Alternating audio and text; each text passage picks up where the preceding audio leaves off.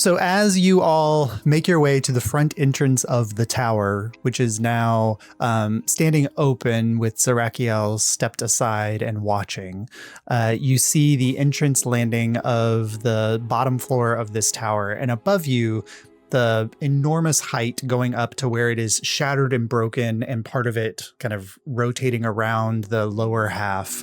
It seems like half a mile above your head. There's just the space beyond. And Devin, you feel within you something calling you inside, but there's also this like element to it of a feeling like being called to a grave, like a final resting place, like a place where whatever you were before will no longer exist the moment you step through this doorway. Mm-hmm. What do you do?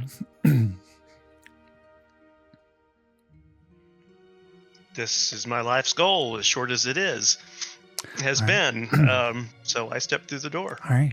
So you all watch as kind of Devin steps through into the main hall, and whatever sound was existing out in the veil, kind of the low hum of wind, the distant sounds of like buildings kind of crushing into each other as they're floating in the spiraling city beyond, immediately begin to fade, Devin.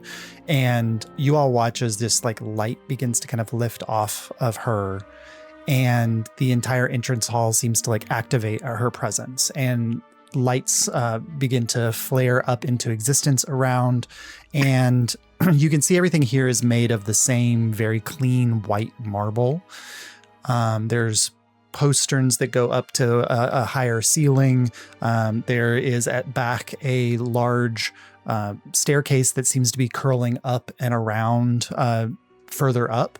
You heard mention of the basement of the tower, but from here you don't see any entrances into lower reaches. Everything seems to be pointing upwards.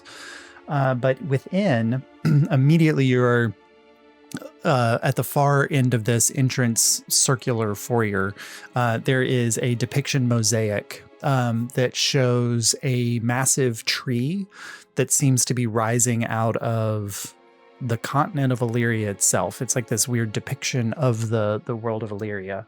And as the tree kind of rises up, it's branching off into dozens of spaces, but all of the branches are absent of leaves except for a few. And at the very top of the tree is this depiction of this angelic figure, but there's golden mosaic tiles coming from his arms and his neck that seem to be dripping down in the direction of the tree itself and are landing on specific leaves, those few leaves that are present on the tree. And there are several runes under each leaf that celestial readers... That is I. Jara, you can read the runes. I think Devin, you have celestial, and Lenaria, I don't think so. I don't think so. No, it's there's a lot, but I don't. Celestial wasn't one. So for you, they just kind of look like these ancient glowing runes. But Devin and Ajara, you see that the runes are names, and that the golden mosaic drops, the blood of this angelic figure, are falling on specific branches of the tree that bear names like Corday, Pole, Gale, Key, Ling, and a few others. Do any of those names ring a bell? Do they sound familiar? Well, Devin's last name is Ling. Oh. For players wise, Pole. Jaren Pole is a certain current living artificer's husband, but he had a Lightbringer in his family history because he one of the first things that you all did was you helped him retrieve the rings from there. Right. Yeah. But yeah, good guy. Corday, Gale, and Key are not names that I mean, Corday, but you don't know like the history there.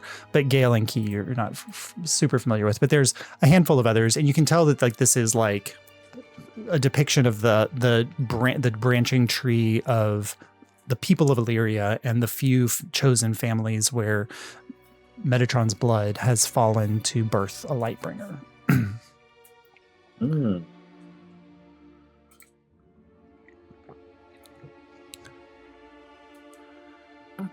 It's interesting to know. And then the thing that you notice is that at the top there's a ring of kind of like a design around the top area that goes around and is only cut by the exit that the staircase takes up. And there are several runes that are built into the mosaic display on this kind of cornice stone that rings around the building. And for your purposes, you can't read these, Azara and Devin. There are 9 different runes. A couple of them are repetitive, but they're spread out in a circle, kind of evenly spaced. And there's one that says heart, ear, eye, hand, arm, is one leg, of them dark? Foot. Yeah, one of them is dark. The one that is head. I point at it and just say, "This is where we are."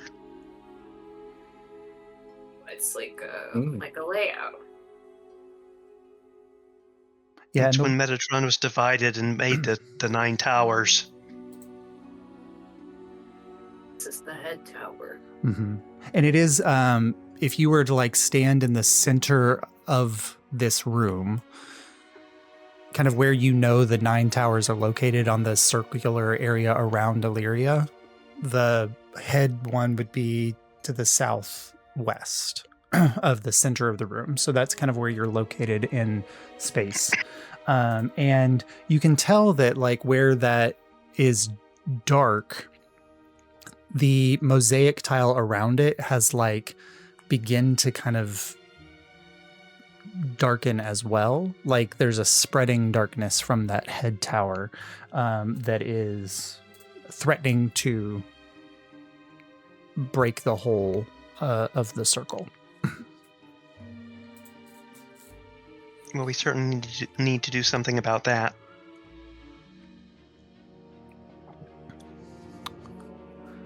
But is there any way to interact with the tiles of the mosaic? So yeah, I was gonna ask Josh, can I make an Arcana check on the mosaic front or the head rune behind? On the front. Okay, yeah, you can make a Arcana check on the mosaic of the tree. Okay. Ooh, that's looking good. That's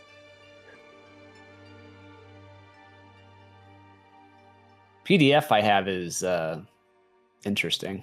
Yeah. Are you using Ace's PDF? Just a standard D&D sheet. Oh, okay. Yeah. That's an 18 on the die. An 18 on the die with your... Oh, no, 18 with the bonus. Oh, with your bonus. Okay. Yeah, so as you kind of approach, as everyone else is like looking back now at this ominous rune that's depicting the broken nature of the light, the tower's circle, Morisan steps forward back to the mosaic at the front.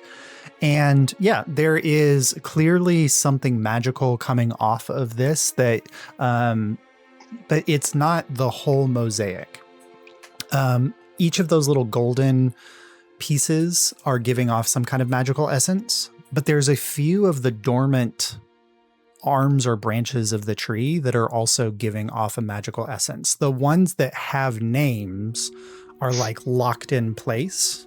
There's no magic coming from them, but some of the branches that are not blossoming are giving off some kind of magic. I will make this known to the group. How many branches are there? I mean, it's probably 2 or 3 dozen. And of the ones that are dormant, that's the vast majority. There's only about 12.5 maybe that are active, that have blossomed. that have the That names use on that them. theory. Yeah. I was theorizing each cluster would be a continent, but that's wrong. They No. seem to be, each branch seems to be like family lines. Yeah. Okay. Because I think Lenaria would have deduced that these are the family lines where either a Lightbringer has already been born or will be born It's destined to be. Yeah. one Mhm. day. Well, so right now, if you're looking at the numbers, there's about a dozen active branches, and you know that there's 8 Lightbringers that are in towers right now. So we may have options. There's Replace 4, I mean, including Devin Ling, the Ling branch. There's 3 other branches that are active that wouldn't represent Lightbringers who are currently in a tower. We've got backup. Could. Yeah. But they could Yeah. awaken. Is there did you say there was a branch for Dane as well? Oh yeah, so Dane is one of the branches, yes. I'm just gonna kind of look at that wistfully.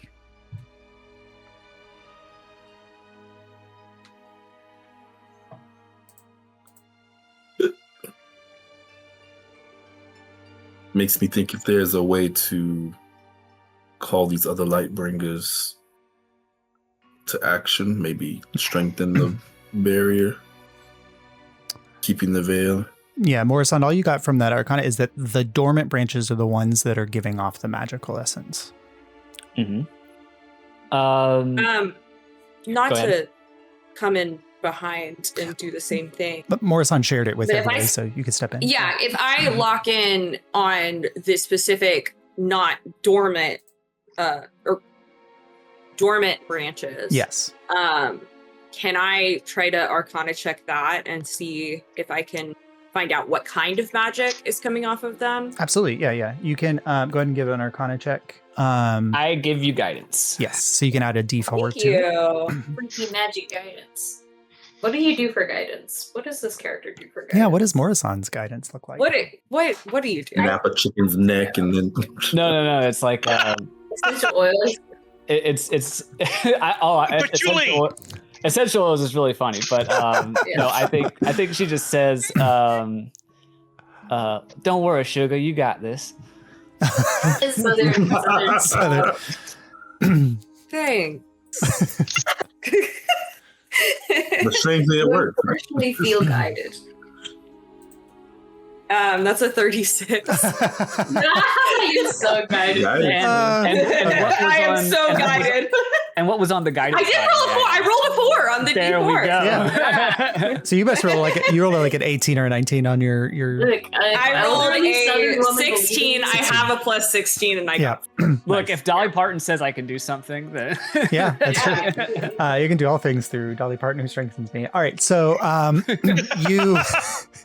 All right, so Lenaria, as you have shown several times here in the Vale, Lenaria has probably learned more about the essence of the way magic and the world is pieced together in her time here than she has in the last 200 years of study and work as a mage, which is all the more in the background of your mind devastating because you've been told that you will not be able to take this information with you when you leave. So this 36 beyond god tier level Arcana check it informs you of 2 things. One, that there's an element of the magic here that you can't read because it's that odd divine magic that you don't understand completely. But underneath it is the touch of a goddess or a god who you're familiar with, who created magic. And the school of conjuration exists in each of one of those branches.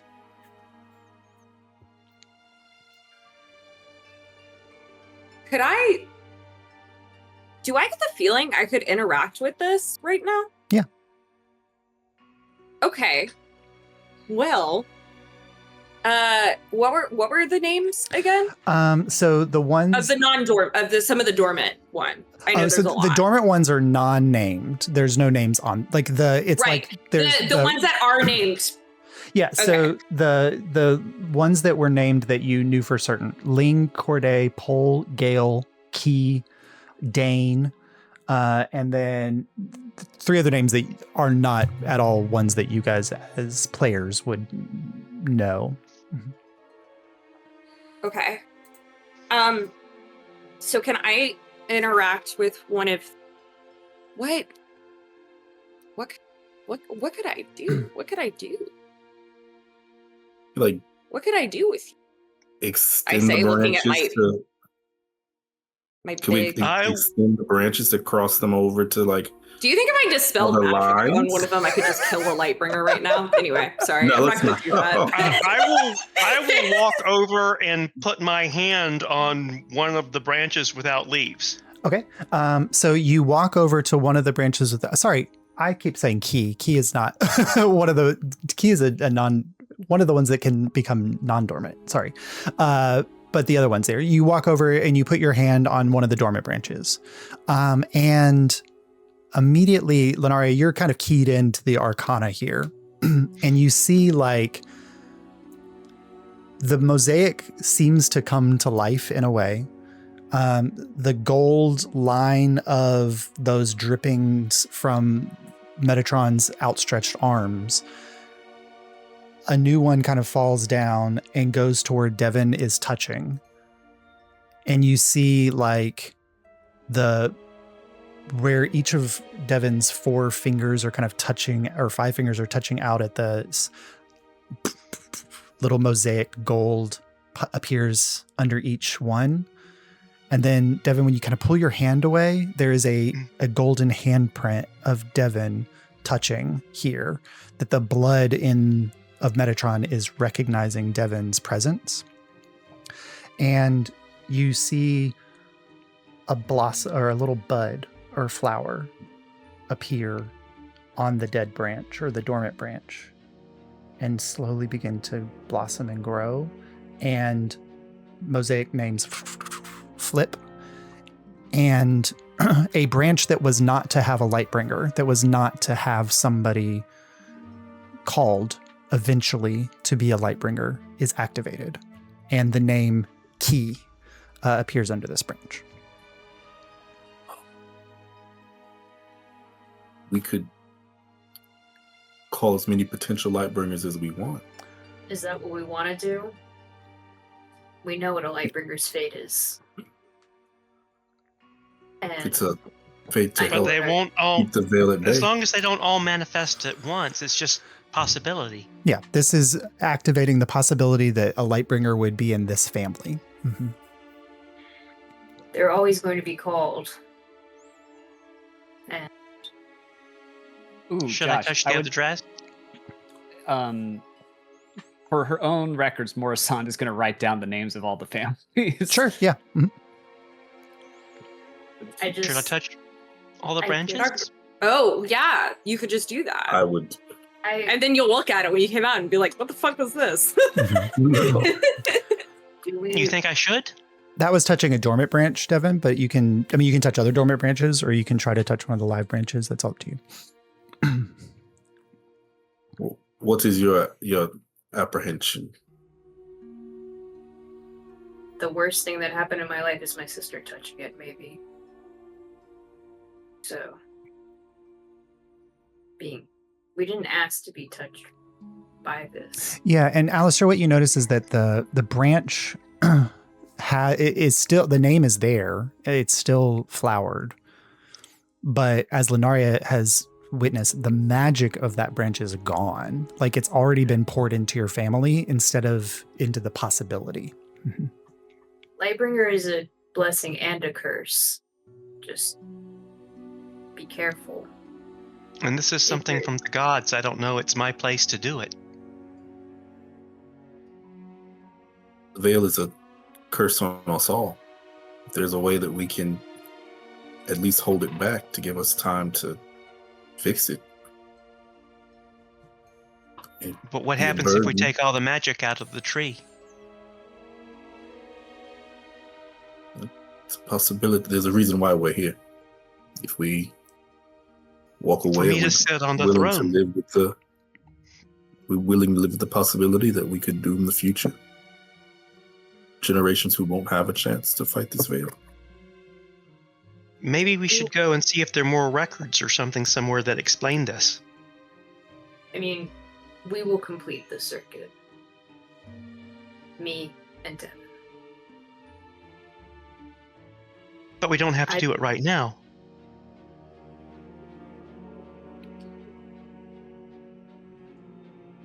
Not Alistair, not completing the circuit. I mean, touching the mural. No. Your judgment is correct. There may be a time where something could happen and we would need more. It's not wrong.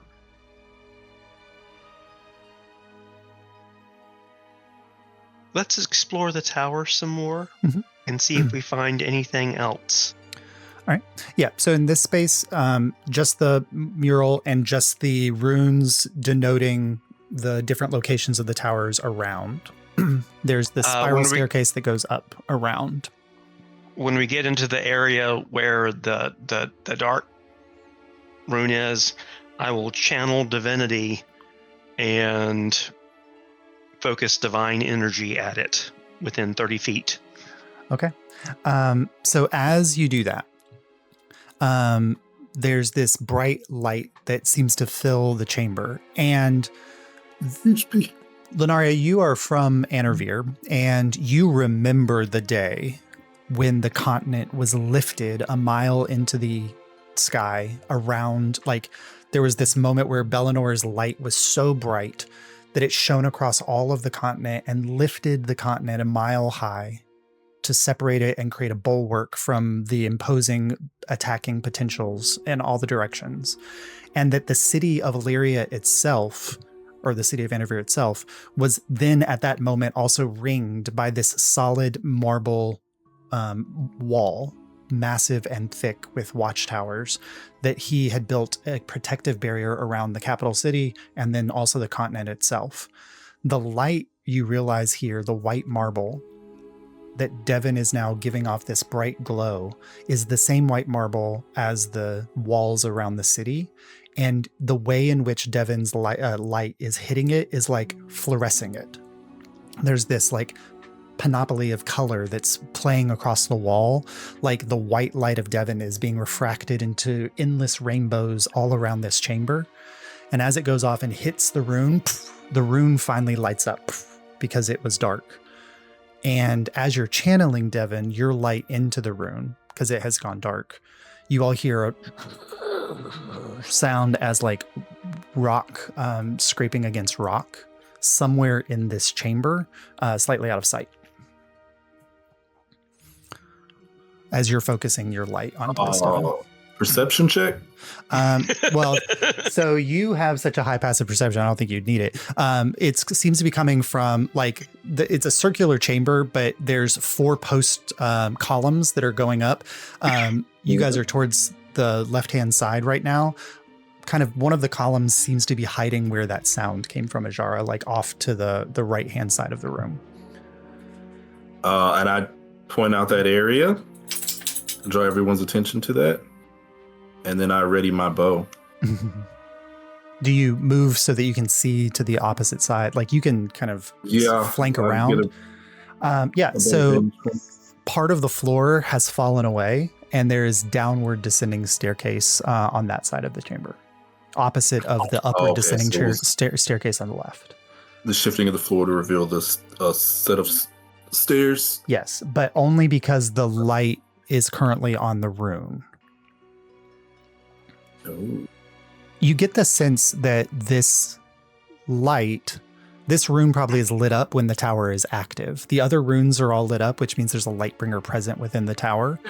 This was deactivated because there wasn't one there. So the lower light staircase, it was turned off. Oh. So Devin, I think this is your journey to take. Found the basement.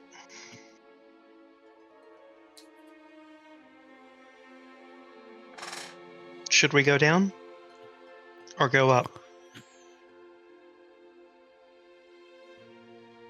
I feel maybe we should go up first. We know the basement is going to be some kind of trial. Challenge. Then maybe we should do that while we're fresh. I will always follow you, Devin. What do the rest of you think? I think we should go up.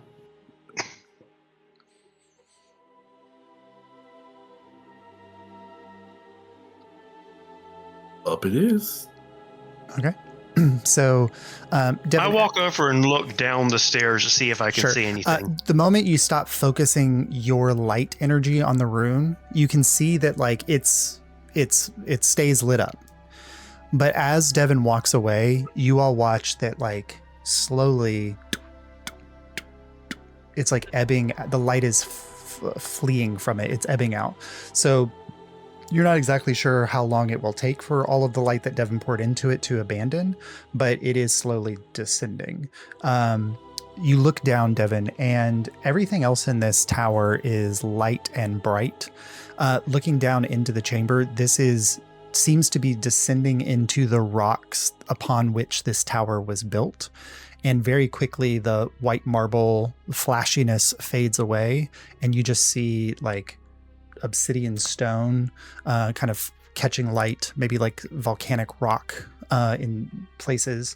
And the marble stairs turn to stone cut stairs pretty quickly as it turns and goes down into darkness.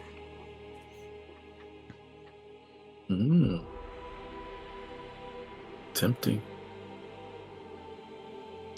Let's go up and see if we can find something that'll make the light stay on.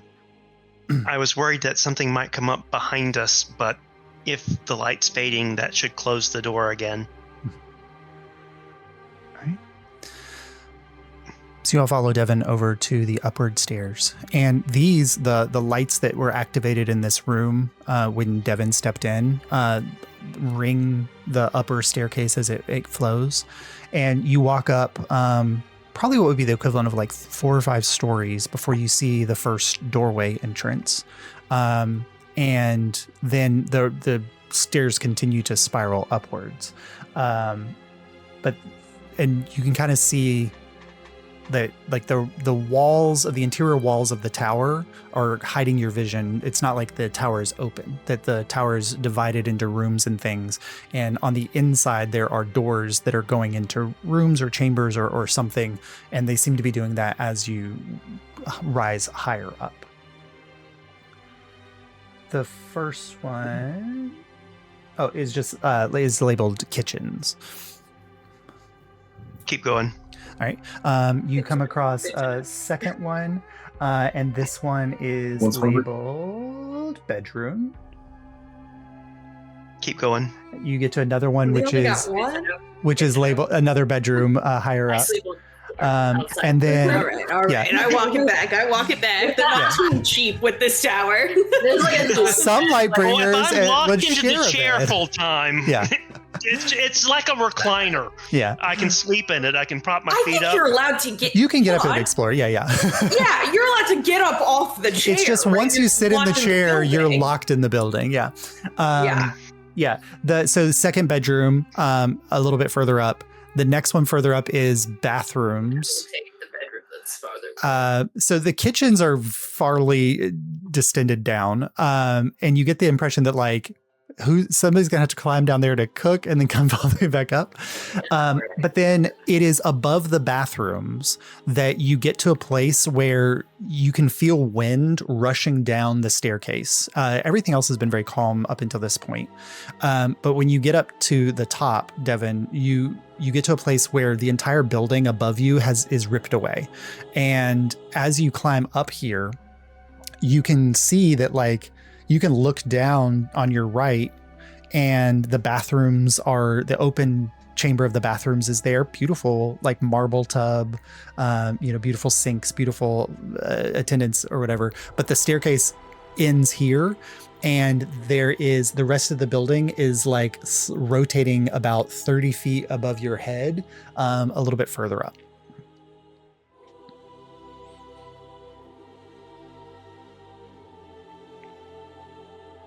Make it up.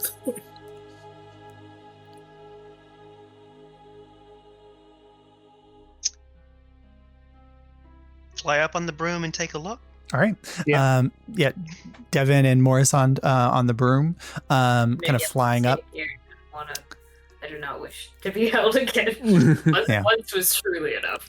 Oh, and Ajara starts to like embrace her. Oh, No, you go on ahead. I don't want to overstep it. It's totally fine. All right. Stay here. So Devin and Morrison have a way up. You all see them kind of flying up to the slowly rotating second half of the building, which is kind of sitting at like 45-degree angle or so. You get to the staircase, Devin, and you can climb it. It's just, it would be slow going, kind of picking your way up the tilted staircase in places where you'd have to kind of like crawl with yourself pushed against the wall to get higher up. But it does appear that you are near the top of the tower. Is there anything place I can secure a rope to drop down to the rest of the party? I'm just gonna ferry people. Like, yeah, I can fly. I have flying boots. Yeah, that's fine. 10 minutes would get everybody up there. Or Ajara has flying boots. I'll dimension door someone. So Alistair and Lenaria can dimension door. Ajara can fly up with his boots. And you're all there. And now to continue to climb, it is not a hard check, but just everybody who wants to get to the top of the tower has to pass a strength check. So this is, you can use athletics if your athletics is higher, but otherwise for most, I think most of this party except for Alistair, this is just a strength check. Now, Ajara, you don't have to make it because you can fly. Okay. Morrison, the ore is large enough that it is difficult to maneuver in the staircase. Nat 20. Perfect. I rolled a 3, which gives me a 2. A 2. How high is someone with my nat 20? So I have guidance. I can give you guidance. From where 3 won't help, but you can tell that like the interior of the tower is actually smaller than the exterior of the tower implies. And based off of like how much is left in the tower, you think it's probably like maybe 4 more floors of what you've climbed so far. So like 150 feet or so. Okay, I wasn't in that fight, so I'm just gonna dimension door again. I got a lot of these. There is a balcony that's kind of at the top edge of the tower. That's like, kind of, it's angled like this, but at some point it would have been flat out. So you can dimension door up to that balcony if you want to, Lenaria. That's about 500 feet. Perfect. With whoever wants to not make this trip. Devin I rolled a 2 on my. Devin is struggling. I think what happens is Lenaria is like, readying dimension door and looking around to see like who's going to do it, and then Devin starts to like climb, and then immediately like a cat just starts like sliding backwards, kind of like puts a hand and gets us up. Perfect. So Ajara, you can just kind of float up. You're fine. Alistair, Morrison, you're maneuvering up. You can use the orb on your own to kind of maneuver up a little bit. It just would not be wieldy for 2. I was gonna say, could I not just like pull it vertically and then ride it up so like a pole? you could do one, but Alistair's fine. Athletics is like my best skill, guys. He's like walking straight. He is so nimble somehow. Right. He's parkouring up the thing. Lenarian, Devin, the light flashes and then you land on the balcony, and it's very strange. This didn't happen when you were on the staircase below, but it's almost as if gravity has shifted here.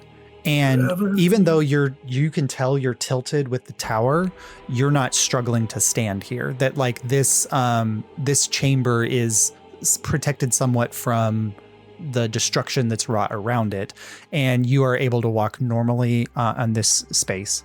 But this is a balcony that rings the top of the tower. Just beyond it, above the tower, extends up to this point where there's this floating, like diamond-like shape or ore or something, some kind of stone that's just floating and rotating there. And then there's a single door off of this balcony that's going into a chamber. I open the door. All right. As you walk in, Devin, a couple things immediately that you notice. One, this is a library. There are the top of the tower is probably 3 stories in height, and it's all bookcases ringing it, with ladders going up to books and thousands upon thousands upon thousands upon thousands of tomes and text. Here. There's high windows that are cut into the bookshelves where light would be streaming through if you weren't in the veil. And the rest of the chamber is comfortable and not sparsely...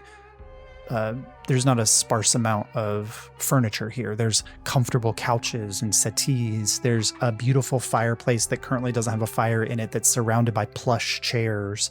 But... at the far end, there's a desk, a massive writing desk where it looks like someone was writing a text or something, like an illuminated, like the way that monks used to do illuminated manuscripts. Like you can tell that there's a book that's open where one of the pages looks half filled and the page opposite it is blank. There's quills and nibs here. There's ink pots. There's stacks of books all over the place here, as if somebody has like pulled books off shelves and just left them in stacks. But at the center, like near the writing desk, is a chair. It is nondescript, but what you see, Devin, Lenaria does not see, is that chair is giving off this celestial golden light. Lenaria, you just see a normal chair.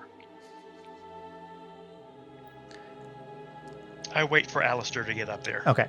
It doesn't take Alistair long with a 30 plus athletics. You hear eventually the sound of Alistair's armor as it circles around the staircase, and then the door at the opposite end of this chamber, surrounded by bookshelves, bursts in. Alistair, along the way up, you passed a dumbwaiter door, which seems to, how you could get food up from the kitchen area.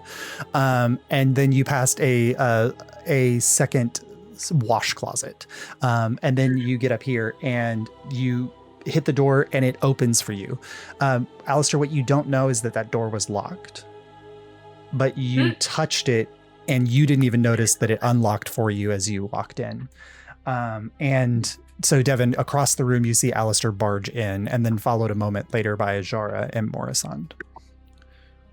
I walk towards the chair. Okay. The chair. Does Alistair see the same thing I see? Yeah, Alistair, the chair is also lighting up for you.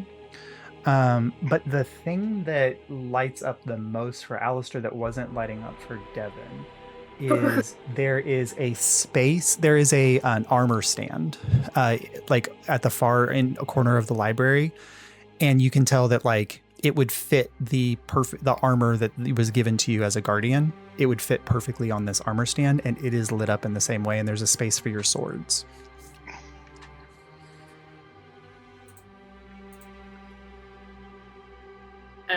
I'll go stand beside Devin.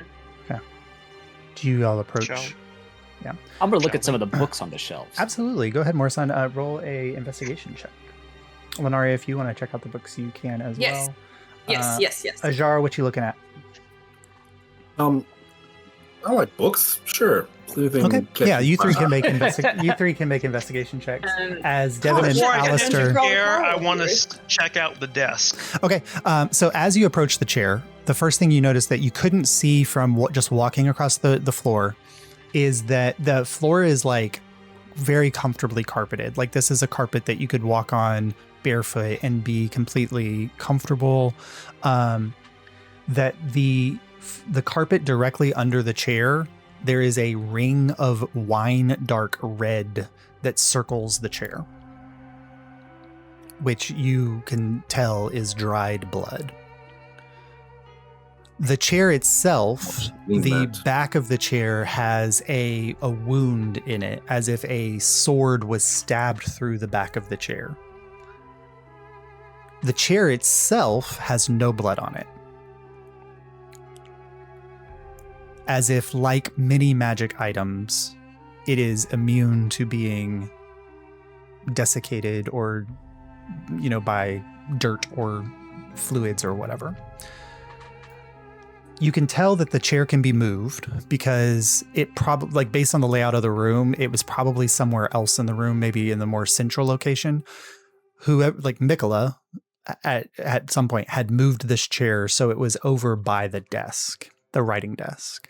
So you have to walk past and around the dried blood of Mikola and approach the writing desk.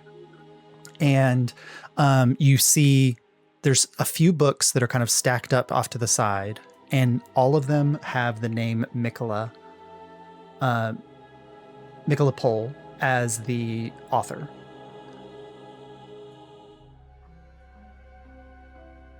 Pole being Jaren Pole's ancestor. Mikola has written several books, 3, and there's one that's in the process of being written. They're beautifully illustrated manuscripts with beautiful handwriting. You lean over to read them. What's on the page, Devin? Yes. It is a body romance novel, like a very, very body romance novel, about a young shoe shiner in the big city who is just trying to shoe shine to make a copper, and this rich older kid kicks over his shoe, it's whatever, but you can tell that there's a will they won't they between this 17-year-old shoe shiner boy and this 18-year-old rich kid. There's a saucy romance, but it's beautifully illustrated. Lots of very beautifully illustrated people with beautiful butts. Look, Alistair, they're playing Leapfrog. I rolled an 8 to steadily take the book. I dropped it a little bit on accident. It just hasn't. Never mind. And based on the titles on the other 2 books, you think this is the 3rd book in a trilogy? Oh my fucking god. Yeah, we know the lusty woodsman and the wanton housewife. Those are the preceding ones. But the drawing depictions are very interesting. They're both men in it. They're both men. These people were you can tell. I have to respect on the BL being written. I was about to say, I figure there's 3 volumes. One is male female, one is female female, one is male male. No, this was a gay male writer in a tavern with his boyfriend, guys. Can we lock in? This is what media literacy is dead. I was gonna make the joke. The wanton housewife was a drag queen. Jesus Christ! No. I'm gonna silence you both. It's July, and I need you to be worse. I'm just saying. Go ahead, Josh. Yeah, the art is the depictions. You can tell, you've seen the shade of Mikola, and you can tell that one of the figures, the shoe shiner figure that's drawn in the sides is Mikola, and so you're probably getting your first look at the person that we only know as the betrayer. We don't know their name. We don't know anything about them. Is there, but hold on. I know I wrote his name here because it will appear in the book.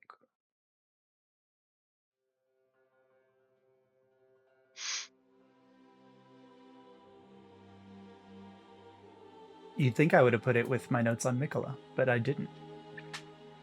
You would think that, You would think that.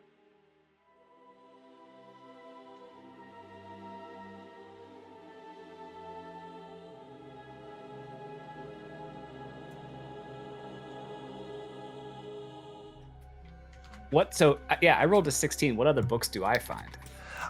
So what you see, so for Lenaria Ajara Morisand, so a 16, what you discover, Morisand 1, is that the lower level is all of the books on the lower level are blank. They are blank bound texts. These are books that are specifically here so that the Lightbringer or the Guardian can write journals or write stories or whatever. The second level of the library, the second level of the library seems to have history text, fiction texts, and things like that. Like it is like a general library to keep somebody entertained for a period of time. Lenaria Ajar, would you roll on your investigation checks? I forgot to. Oh, that's okay. Yeah. Charging my dice. That was the craziest roll I've ever seen a dice do. God. Ooh. It hit a lot of numbers before we landed. No. On 29. 29. Oh, wait. 14 on the dice. What's my investigation? 24. 24. 29 and 24. Both of you will discover that the most interesting books are not on the shelf. So say again? The most interesting books are not on the shelf. You're kind of going around and you're seeing like fiction, histories, like whatever. But Lenaria and Ajar, you've discovered like there's a whole section of the third level of the library where an entire like shelf's worth of books have been removed. And you look back down at the lower level and all of those stacks of books, the ones that Mikola had pulled off the shelf are down lower. And looking through those, you see things like the first gospel of the Church of the Nine. You see a story of the founding, the subjugation of the primals. You see like all of this like church literature basically that is like outlining the dawn and the history of the church. And what makes it incredibly interesting is that each of these books is written by the author name written there is Metasansi. Mikola seems to have pulled every book written by the god Metasansi. That's interesting. Would I have ever seen any of these before? So interestingly, the library at the Violet Conclave founded and created by Metasansi. When they created the library, manifested a copy of every piece of literature written. Interestingly, you didn't know that Metasansi had ever written anything because those books are not present in the Violet Conclave library. Okay. Let me pick this up and go through which one do I want? The beginning of the Church of the Nine, the founding of the Church of the Nine. Founding of the Church of the Nine. Yeah. So as you're kind of flipping through and Lenaria is a speed reader. You know this. You guys are just watching like a flip book happen, and Lenaria is just taking it all in. Photographic memory. Yeah. Not that it matters right now, but you know. Yeah. As you are kind of flipping through it, Lenaria, Metasansi's writing about the Church of the Nine, make an insight check. Okay. Well, no, she was perfect. Hey, that's a 1. I have no idea what the fuck she was doing here. Okay. Oh. Yeah. So what you don't pick up on is like the title doesn't make any sense to you because of what is actually written in the text. So you're not sure, like you don't pick up on the broader piece of Metasansi's tone and purpose in writing this text. That makes sense. But what, like the first chapter goes into a great amount of detail about how the 9 gods, when they arrived, were all of the same energy. That it was like if you took a circle and divided it into an equal 9 portions, that each of those gods manifested in, they could have been in one being. This book doesn't depict or describe their exit from where they came from. With a 24, that book does exist here. But what she seems to be describing is that in the first chapter is all about the equality of the gods. She's not talking at all about the church. She is talking at a whole, in the first chapter is all about how all of the gods were equal in strength and power.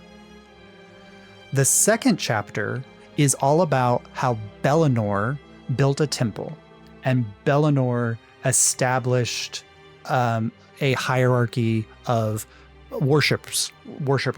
Bellinor established a rules and rule sets for how worship should exist.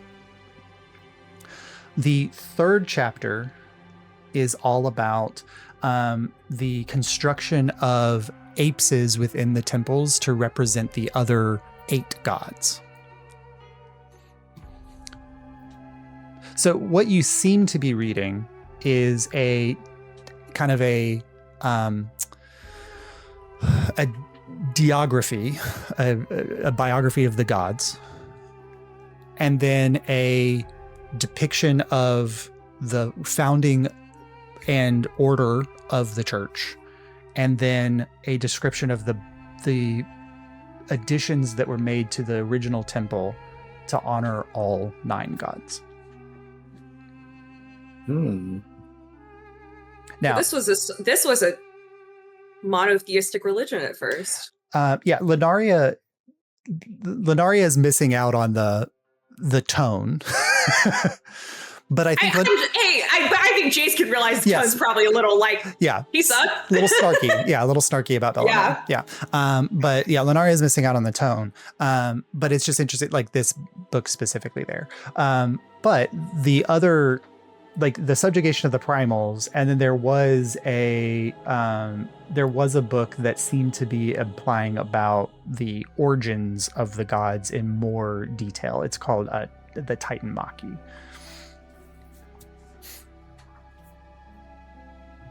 Yeah, I mean, we're definitely reading that. Okay. So you skim through the primals book, and the thing that would shock Lunaria but would not shock anybody at the table is that the primals were not killed, that they could not be killed, that killing them would it describes something that kind of blows Lunaria's mind, because Lunaria knows about extra planes. Lunaria knows about other places of existence. This mentions planes beyond planes, that this world exists in a bubble, and that bubble is one of many bubbles that exists in the world. And that every bubble must contain both order and chaos. The gods did not want the chaos because they had come from a place of endless chaos, and they wanted to establish a place of perfect order. That place was filled with chaos when they arrived. They tamed it through battles and conflicts and wars. It's where Metatron and Zerakiel were born, and all of these things to fight the primals. But when they were ready to strike the death blow, they realized that doing so would shatter the bubble that they were in, because to destroy chaos would then also destroy the order that they had created. So they had to make a binding, and they bound chaos at the center, and then they gathered all of the mass and structure of the bubble into one space and built the planet of Illyria around the bubble of chaos that they had kept. So the seed of chaos could still exist, and then they could build a realm of order, and the balance within the bubble would be the same. I feel like when your teacher explains something so smart to you, and I'm like, but an elementary schooler. Yeah. Like in a good way, in the best possible way, Josh. That's so But then at the same time, Lunaria is making connection to the founding of the church, in which one of the like founding beliefs that they passed on to mortals was that this realm used to be a realm of chaos that was tamed and chaos was destroyed so that a world of perfect order could be established. So the gods from the very beginning were passing on to mortals a lie about the founding, that they didn't want mortals to know that the chaos existed. Bill. The third book, the Titan Maki, describes 9 individuals living in a place where they, to your eyes, appear like mortals. There is Medisansi, the gifted mage. There is Bellinor, the gifted cleric. There are Suvanar and Tonatsa, the druids. There are Gaios and Mystariel, the gifted artificers. There is Caiaphas, who is also a cleric. There is Gaios, who is also a mage. There's all of these individuals whose names Medisansi is writing about them as if they are brothers and sisters, mortals. And they are living in a place that to Lunaria makes no sense. But to Jace, as a reader reading it, is so futuristic beyond what Illyria looks like, that it's like that realm where technology has expanded beyond what what magic can do. And so magic and technology are no longer relevant. Medisansi. So like approaching the singularity. Yeah, approaching the singularity type thing. And this is, the way this is described, it's on the edge of the far plains. They are right on the cusp where the light of the universe is spilling over into the far plains. They live right on the edge of where chaos can be reaped from the maximum, where order can be structured from the maximum chaos that exists beyond. They live in a society and a place where everyone is like them. This is a place where gods are born. This is a place where gods can live out their lives like normal people if they want to, but they can also go, because they have the knowledge and the understanding of the way the world works, the way the multiverse works, that they can go find those other worlds and take their great knowledge and their great power and establish themselves as gods. These 9 never wanted to do that. They wanted to stay here to build this perfect world of order and to keep it alive, to keep the birthplace of the gods functioning so that gods could go out and do their thing in the rest of the multiverse to bring order to the rest of the chaotic universe.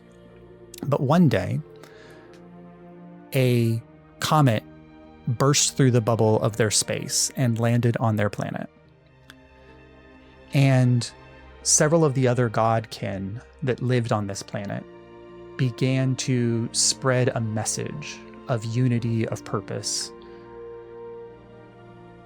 of something beyond what they were doing here, that this desire to build up the strength of their people so that they could go out and seed the universe with order was a waste of time. These 9, specifically Medisansi and Bellinor, were concerned about what this was because they knew what their whole purpose was. And it wasn't until it was too late for them to save the Titan Maki, the birthplace of the gods. But Medisansi had built a ship where she could then explore around the far plains in a safe way to see where this seed had come from and what its origins were. This ship was made of a special stone that was only found in the Titan Maki, a blue magical stone that did not just contain the ability to manipulate magic, but was literally the foundation. Like, from Medisansi's perspective, she wasn't seeing a stone, she was seeing a code break, like that she could put onto the universe, and it translated the code of the universe into some place. And she had built this entire ship out of it. And she and the 9 were going to explore the far plains to figure out where this origin of this was. When, as they flew away, a massive figure appeared in the space from the far plains, this massive, incomprehensibly large creature, and ate the Titan Maki. And they could only fly away. And that's where that book ends. Cliffhanger. Pretty good read. That is the World Eater. Right. Yes, the Eater of Worlds. Got it.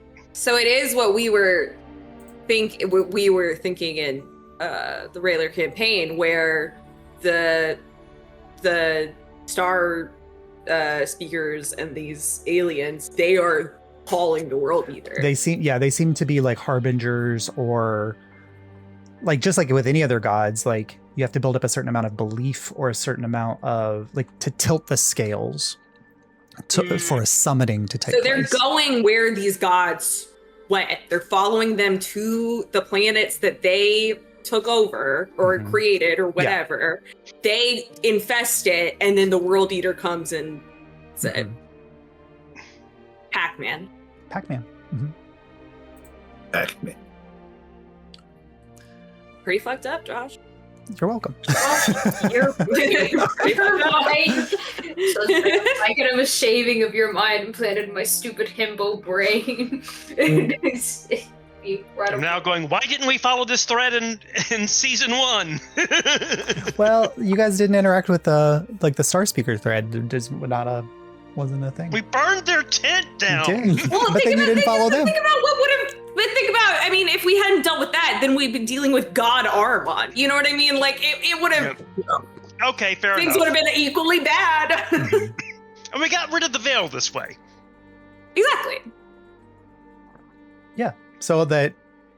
Yeah, now we're in this complex place where what you're learning about the world is that the gods were protecting this world from the coming of the potential dangers of the far planes. The gods are dead. Yeah. They are. But what they didn't, we think they didn't know, is that there's already a little friend here. There's already an egg. Yeah, so the 8 were not aware of that. Caiaphas was the only one who knew. And that's why he freaked the fuck out. And why he expanded the veil, because... Then why didn't he just tell them? Hey, why didn't Caiaphas just tell them, Josh? I mean, at that point, like, Caiaphas had been listening to the screams and the whispers of the... Okay, so he was already kind of going insane. And he probably definitely overreacted. And also, Bellinor sucked. Yeah. So, but you know, if a seed is being planted somewhere, what better way to keep it from sprouting than to surround it by death? Than to just contain it. Yeah. Mm-hmm. Okay. Devin and Alistair over where at the book. And that's why they sent another one. Sorry, I'm piecing things together. That's why the other comic came, because they were like, hey, what the fuck happened with that one? Why aren't you guys doing your job? Yeah. Hello? And so they sent another one. Yep. Well, and the first seed, it went into the Primal's chamber. Yeah. So it was like doubly trapped. It was like trapped where the Primals were, and the Primals are freaking out about it. And then only things that can like bleed through the chamber are able to escape. So they needed the first seed's not free.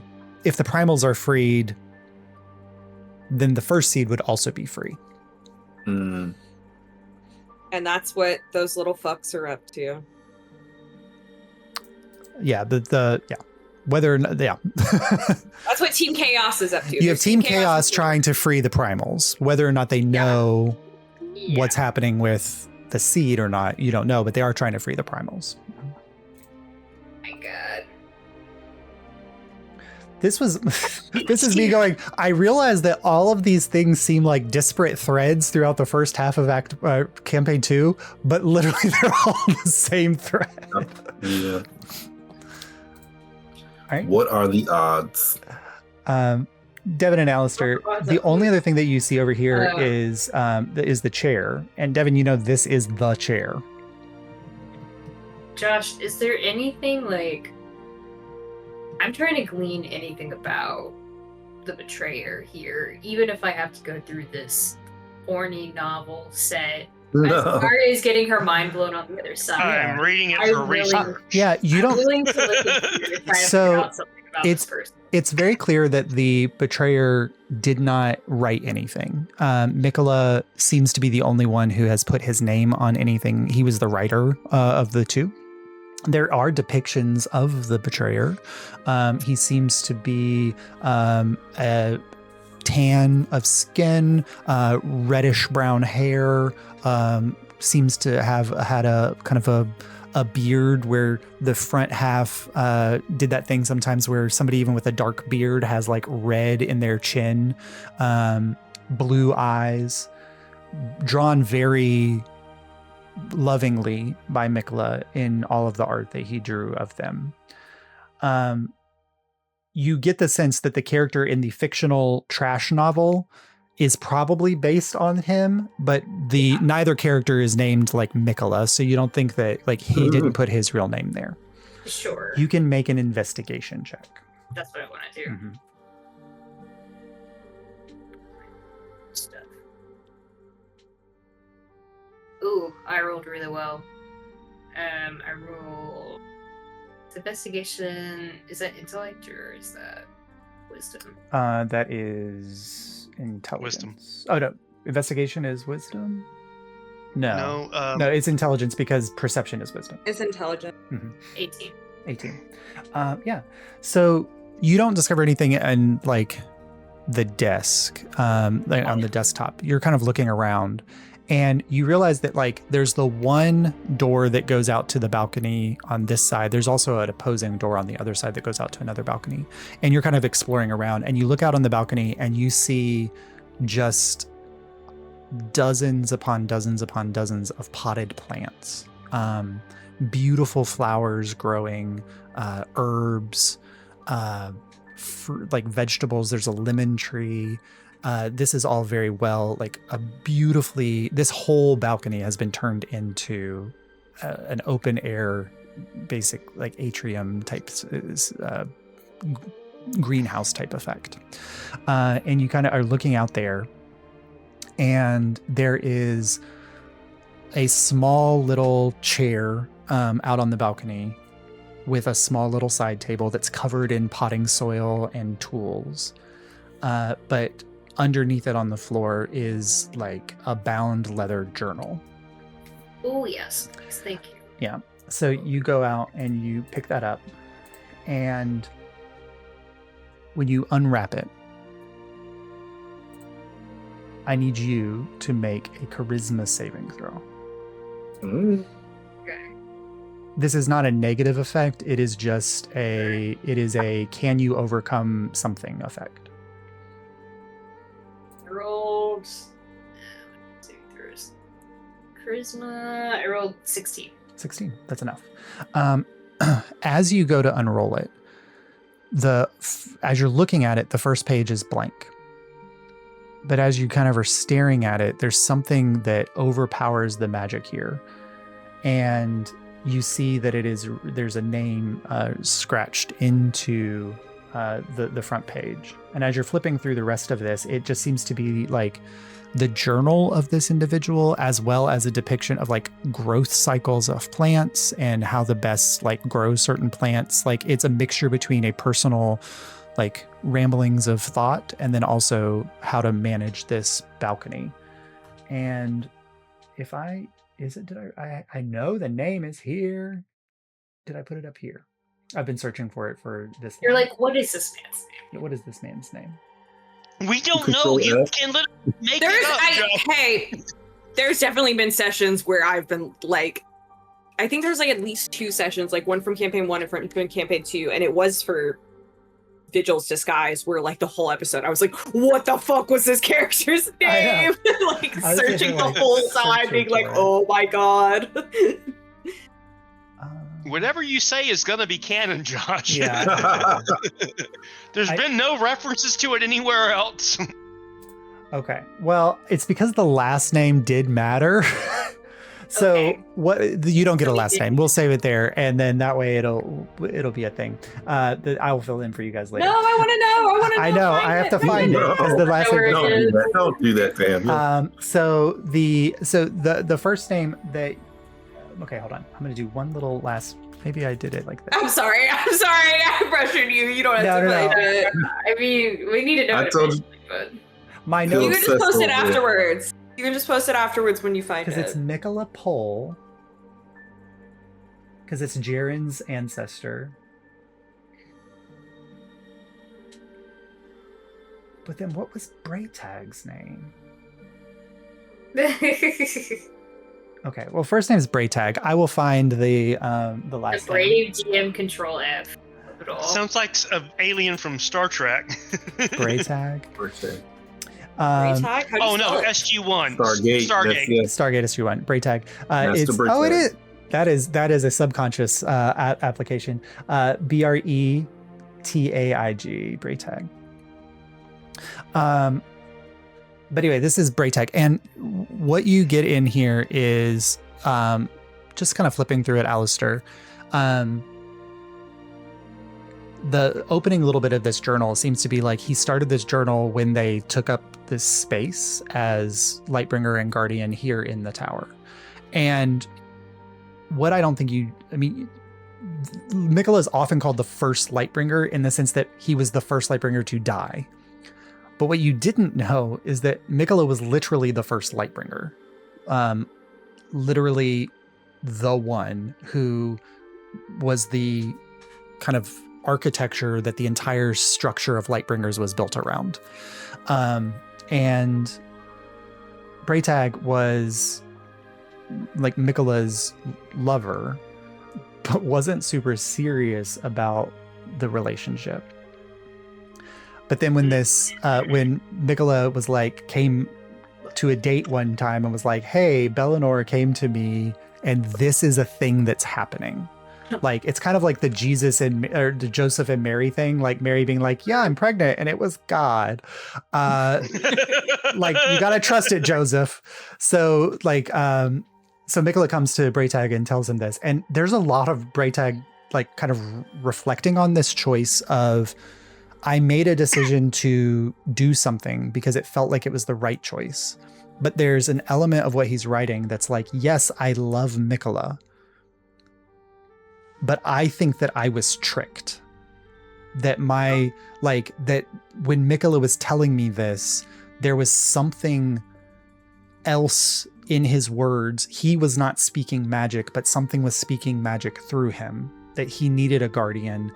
And him telling me this, like, in no world would I have gone with this person that I was dating for 6 months and been like, yes, let's spend the next rest of eternity together immediately, right?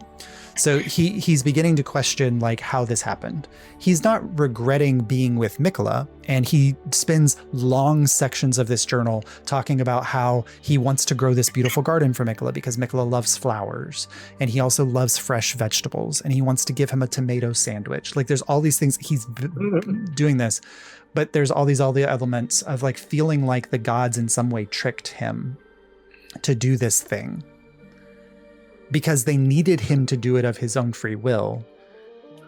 So, but Bellinor came to Mikola. Why didn't Bellinor come to him directly, right?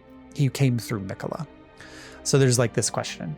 At no point in the journal does it seem to highlight why Braytag turns. Like, this journal doesn't contain that. It just, the last thing that he writes about, you kind of flip to the end of the last page, is that he's writing about how, because there's so much light coming from the tower, because Mikola produces so much light, it's being in the sun all the time.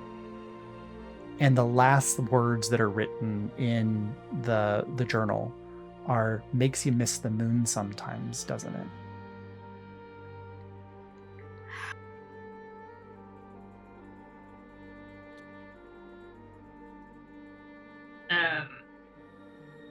Yeah, I spent a good while out here with this, like, thinking on this and looking at this.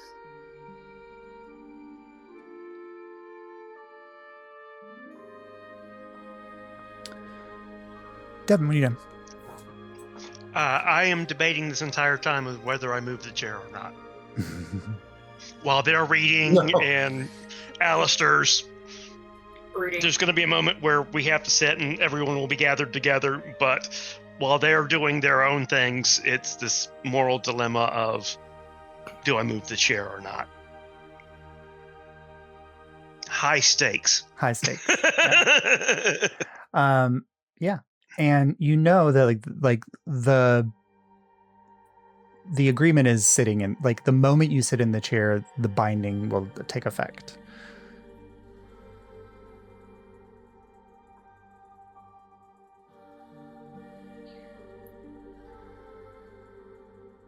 That doesn't scare Devin. It's what she came here to do.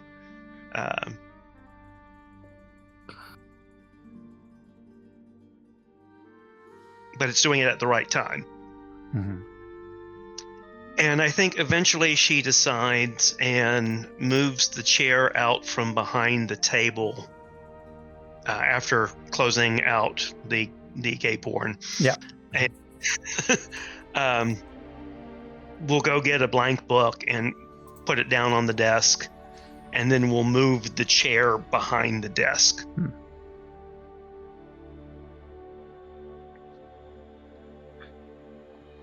And then we'll wait for Alistair. Right. Alistair eventually comes in from the balcony. Yeah. I'm going to take the journal with me, and I'm going to take a flower from the garden, too. So take these two and kind of put them in my, like, satchel, like, aside from everything. And when I come back in, I want to take one of the books that has, like, the depiction of him in it. Sure, yeah. And you're looking at the armor stand near it's not far from the desk. There is like just a row of journals like at the bottom of the armor stand. Like, and you can see that the space for the first one is the one that was pulled out. Like he had time to write one journal before this happened. Yeah. And so there's a whole row of blank journals waiting for the Guardian if the Guardian wants to fill them in. I'll go over to Devin. Mm-hmm. New place for Shall- the chair. Shall we do it?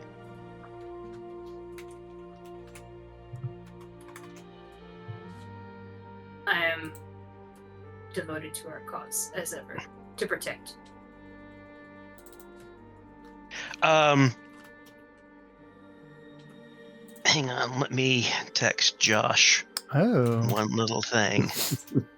I thought that was Devin. Like, wait, let me text someone for. Josh, Yes. now that when we finish reading and I see that the Devin has moved the chair away and the bloodstain is still there, Mm-hmm. can I go mending up the bloodstain? Prestidigitation. They shouldn't have to deal with that. Yeah, forever. absolutely. Yeah, I prestidigitation. really Sorry. appreciate that. That's kind of you. Yeah.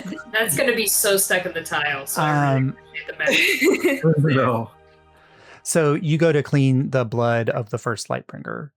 And And I think I take a moment while I do it to like think about Nicholas. So that way, like I'm not trying to like erase what happened here, but like that specific moment doesn't need to be ingrained in the new space for Devin and Good. Alistair. yeah, as you do that, Lenari Mistweaver, Oh Don't full no. name me. Lenaria, you clean the blood of a Lightbringer. And the very act of prestidigitation is taking the taking the real essence of something and manipulating it with magic to make it alter its form or shape in some way.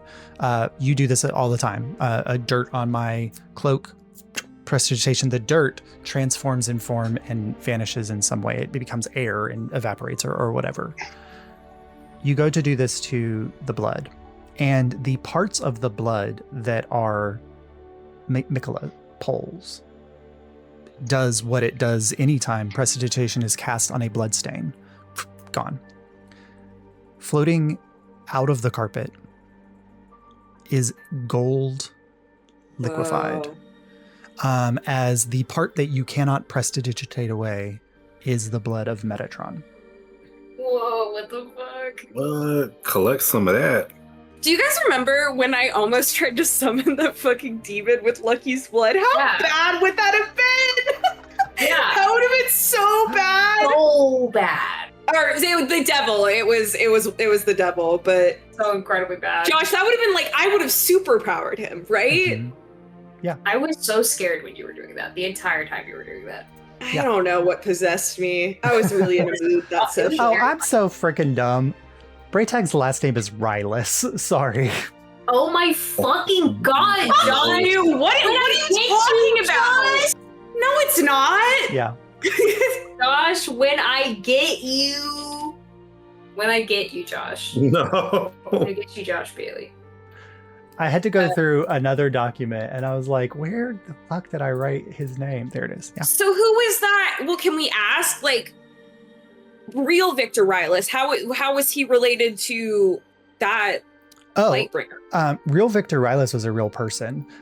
When Ahriman came back, found Victor Rylus, killed him, took but over like his in identity. the family tree, where was that Lightbringer in the Rylus family tree? Yeah, so he obviously Ahriman was not actually. Yeah, he would have the been. Rylus He would have been family like a great uncle of the real Victor Rylus.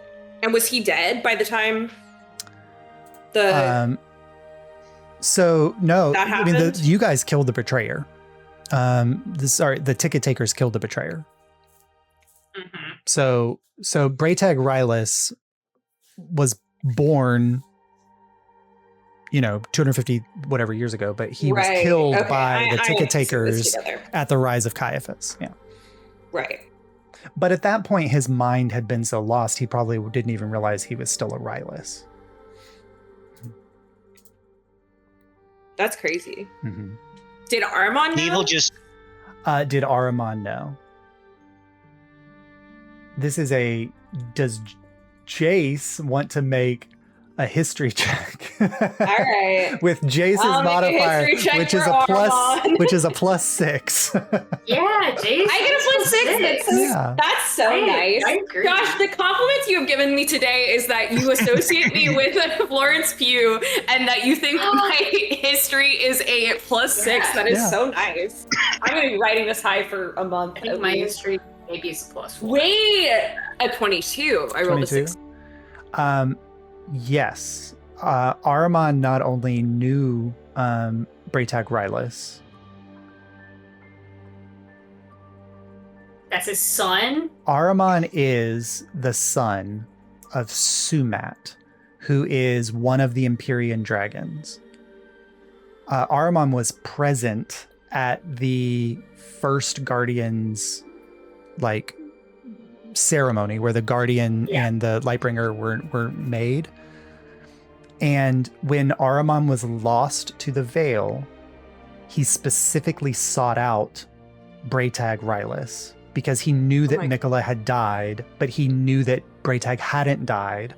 And so he was trying to find the first Guardian to hey, you've been living in the Veil a while. I'm stuck here. Help me figure out a way out of this. And he found the betrayer.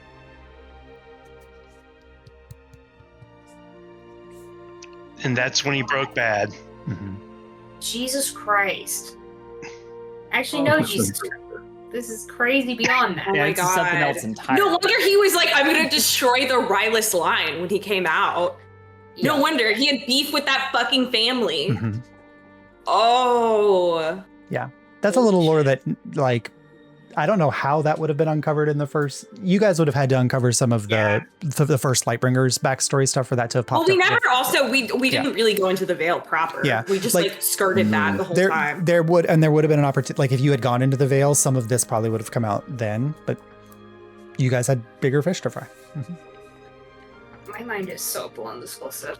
We also correctly saw land. We saw Land of Death, and we're like, right, let's not go in there. Yeah, let's not go in there. Literally at all times, smart when decisions Josh we presented made. us with the option to you could go into the Veil, we were like, no. Yeah, no, I planned to. And we won't even discuss that. There were 3 times where I was like, yeah, Caliga Nvidia's there. They're building this super weapon in the Veil. I planted that scene multiple times. You wanted us to go to that place so bad, and we were like, no. It's one of the few smart decisions we made That's true. consistently. Yeah. Yeah, It Josh worked being out. like, adventure hooks, also horrible place you don't want to go. It's like, well, Yeah. not going there then. Yeah. Right. Speaking of hooks, in order to move things in a direction of conclusion, just in the sense that there is more for you to discover here if you want it. Sorry for derailing. No, you're good. Devin, as you move the chair and you get it into its position, a voice comes into your head. And Mikola has specifically told you that there was a voice that they heard often in the tower that they had mostly ignored. And the voice in to you says, if you sit down now, we won't be able to have a conversation later.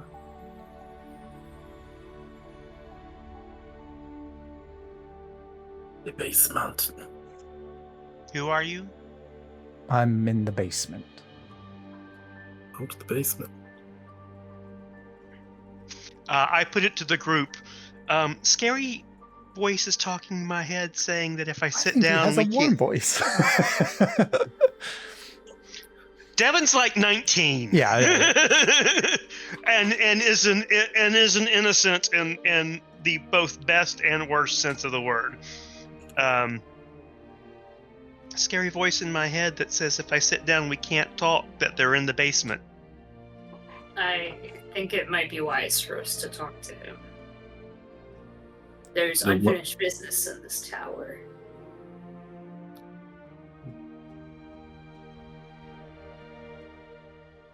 What do the rest of you think?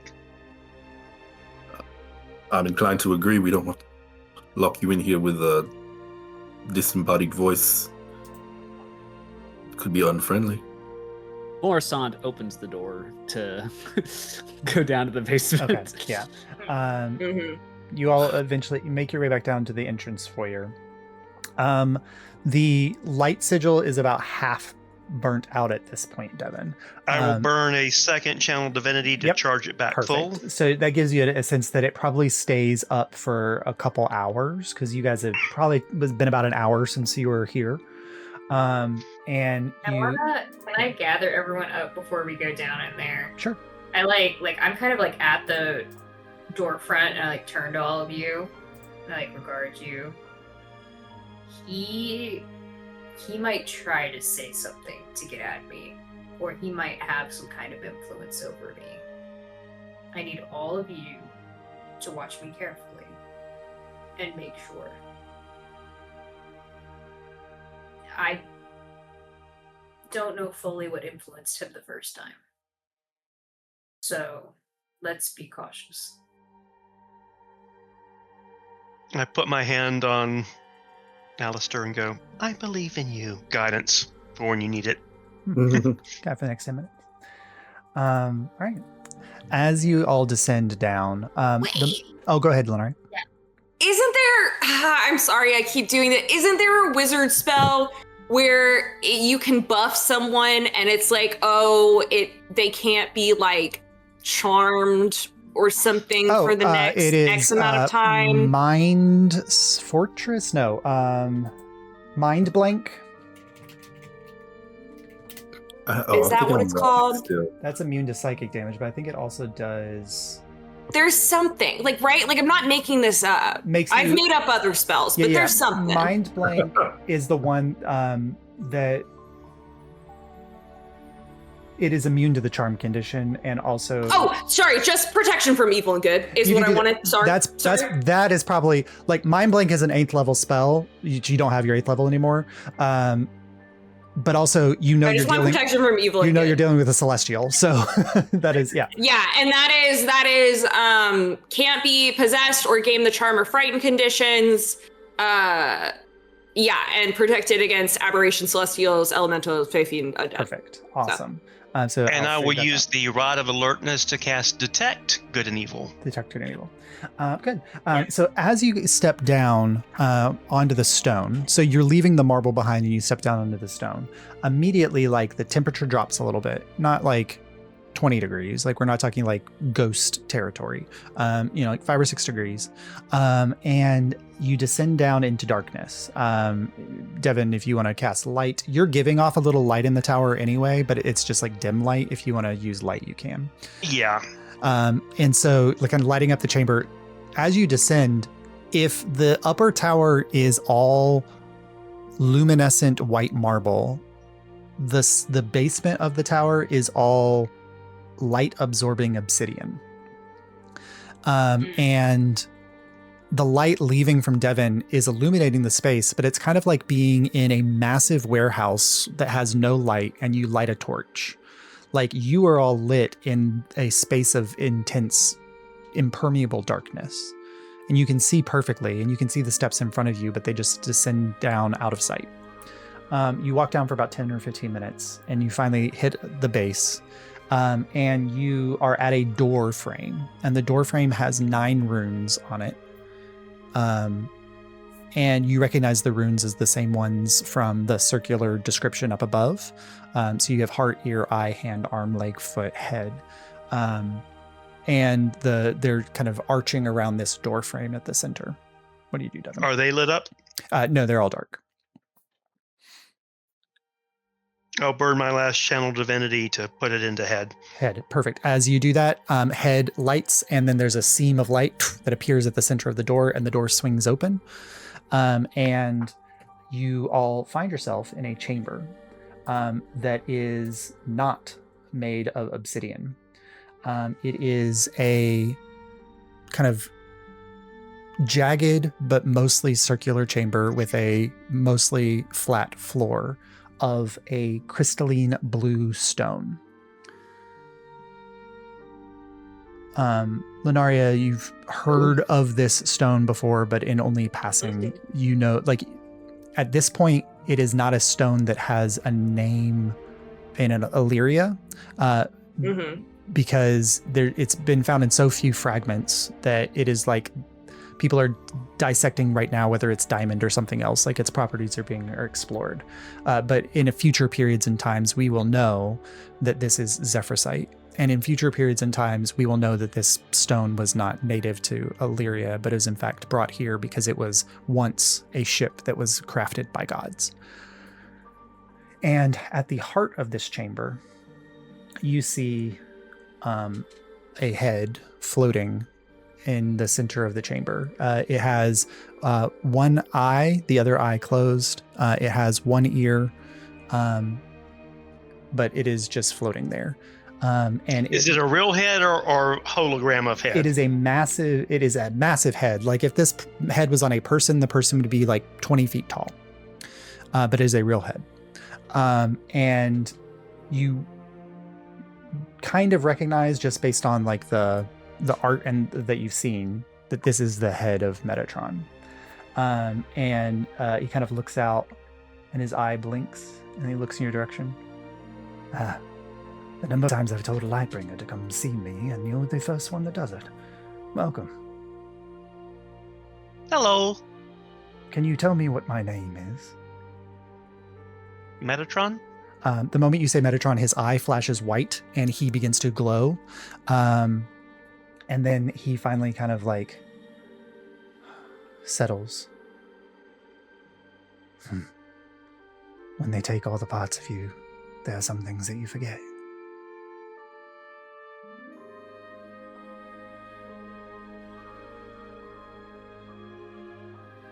Why couldn't I talk to you if I sat in the chair? Because if you sit in the chair, the kitchens are as far south as you can go in the temple.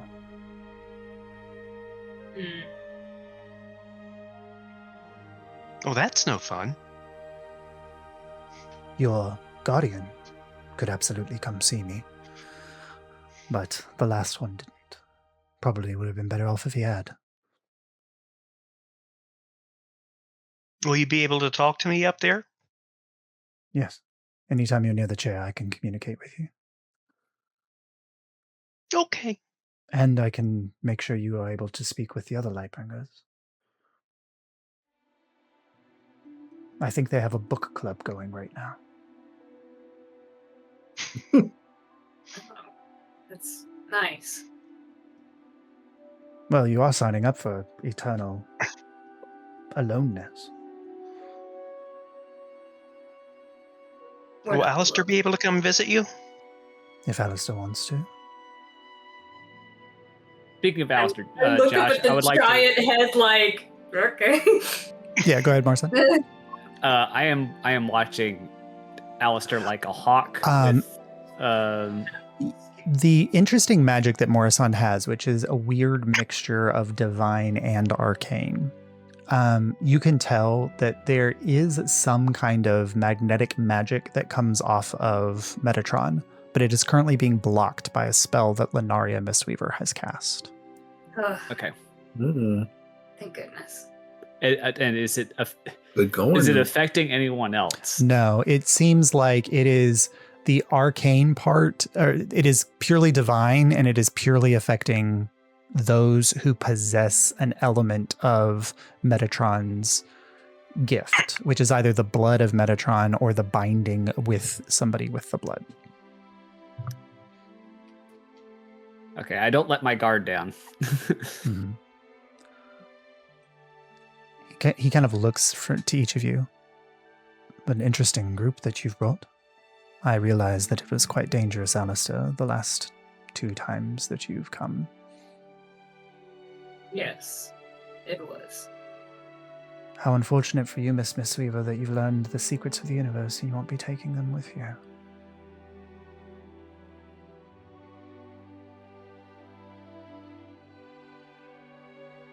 They'll be discovered someday. Maybe by your sister. Hopefully. Or you, when you become the Archon.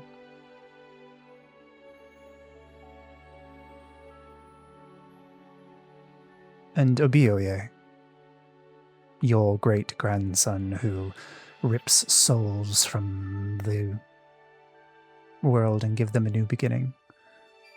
And Morrisond, a full witch in her power. Only Alistair and Devon here have no future. Is that a promise? I know everything. When you are a divine rebus created by life and death itself, you see the full weave of time and space.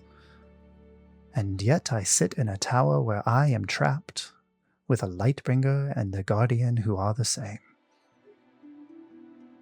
You might ask yourself sometime why Bellinor decided to pick me of all of his followers to be the birth of the towers. They can't remember when they leave, so how can they ask him? Interesting how it works. Caiaphas and Bellinor, 2 sides of the same coin, working to same cross purposes. Do you remember your sister? Do I remember Zarakiel? I'm probably the only one that does. She, misses you greatly. Well, she doesn't know this, but the last thing that I ever did, the last bargain I made with my god, was if I were to do this, that he would not punish her for any of her actions afterwards. I would make much the same for my sister.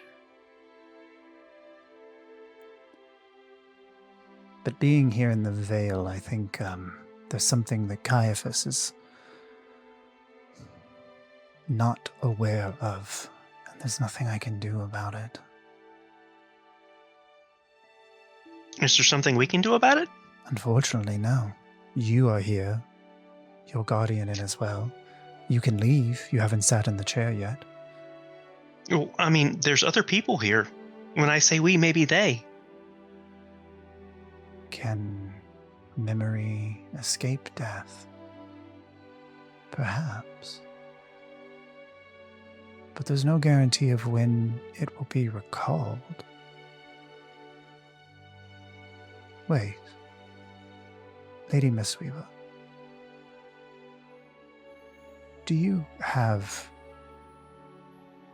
an ability that allows you to connect with a mind? Yes, I do. Can you connect with me?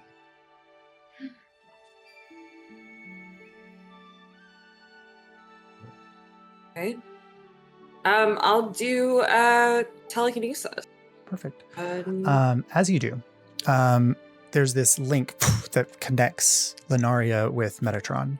And all of you watch as Metatron's only remaining eye pops out as a beautiful white orb, not an eyeball, like a beautiful white orb that's floating there. And Located. Lenaria is getting all of this just like fax machined into her mind. Like the concept of like, this is an endless chain of Lightbringers. Blood will have blood. If Devin dies, another Lightbringer will come to replace them. The idea that even with the veil, Caiaphas is not preventing the spread of what is in the Primal's cage, and that the only true way to prevent the rise of the seed is for some kind of divine protection. And there's only, like right now, the gods are a divine protection. They can prevent the rise of the seed. But in the absence of the gods, which he shows you a time and a place when the gods are dead, he shows you a time and a place where a group of people come and end Caiaphas and end Bellinor in the process. He shows you this history. But in that world, there is tumult. There is people vying for individuals to become gods. And the greatest threat to the order of the world, but also the only logical solution that he can see, is allow the original gods of this place to manifest themselves as what is called a true primal, where all 5 primals join together in one divine entity. He cannot see another option. Whether there is another option or not, he doesn't know about things like divine houses. We are uncertain. But this is what he's communicating to Lenaria through the telepathy, as his eye grows in gleaming light.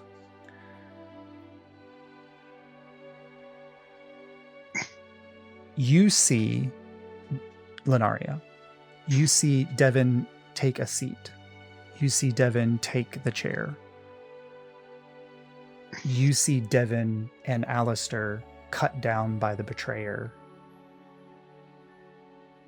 and the tower broken for a second time. This is all encoded into this memory. You see all of the things that you've discovered here about the nature of the gods, the nature of where their existence was. He's now borrowing from your memories and what you know. And he's retelling you something that you've already learned, and you're not sure exactly why he's done this. When it's done, the connection is broken, and he is now blind. And floating in the center of the room is an eye. And finally he says, "Apprentice Morrison, I think you've probably been asking yourself many times why you were sent here." A bit. "Take my eye. Ooh. Only you, with your connection to the space that came before, can house it, guard it, keep it. You will leave this place and not remember its purpose, but at the chosen given time, you will remember to unlock it." This is what your fuck-ass warlock patron is after. What the fuck? Sorry. Yeah, your magic. Yeah. Your magic is more ancient than the gods who built this place. You are the only one that I can trust with this.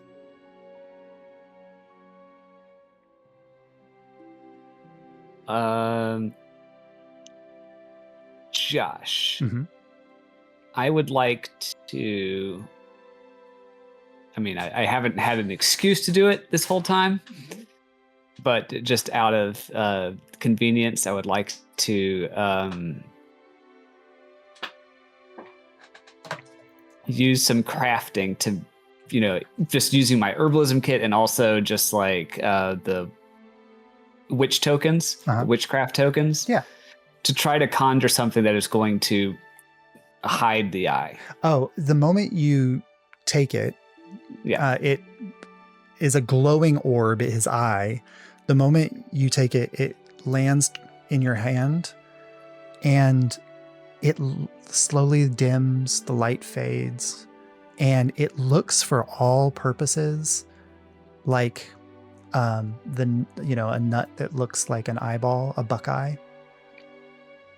Okay. And so you craft something that you would wear or something that would, what does Morrisand craft as a space to keep this in a place that will be safe?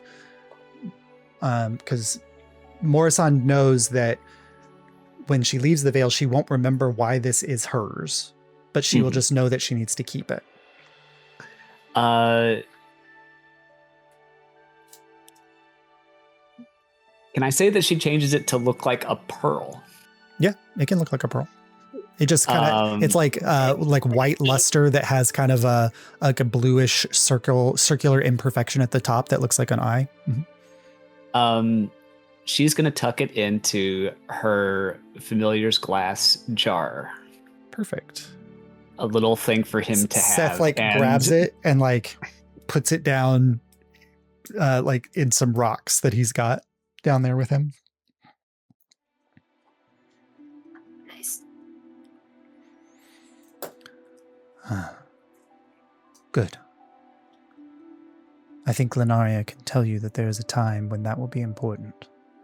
And when the eye is unlocked, your memories will return, Lenaria, Morrisand. I'm sorry, Ajara. You will not be alive to see that happen. Mortals, and not the elven kind.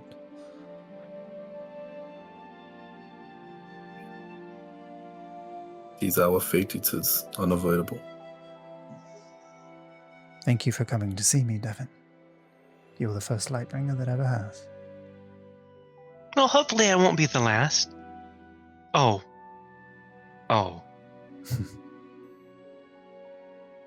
Well, if something does happen, then hopefully I'm not the last. He's blind, but Lenaria, you feel the shift in focus where you can tell that he sidelong glances his attention in your direction as Devin says that. Well, I think Lenaria is trying very hard not to look at Devin and Alistair right now. Perfect. Knowing what she knows is going to happen to them. And I don't think Devin is the type to roll an insight check on somebody. So I don't know. No. Yeah. Because her focus is, something happened, the eye coalesced and gave to Morsand, so focus is on Morsand. Mm-hmm. More than... Can I go ahead, Leonard. Yeah. speak to him and just say, I doubt I'll be there when it happens, nor will I remember it until it does, but out of just curiosity, what will unlock the eye?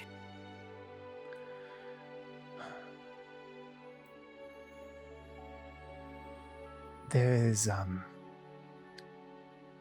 an echo in space and time of Morrisand's, a person she knows who shouldn't exist in the time and space of their choosing. But when they connect, I've keyed that moment to unlock the stone.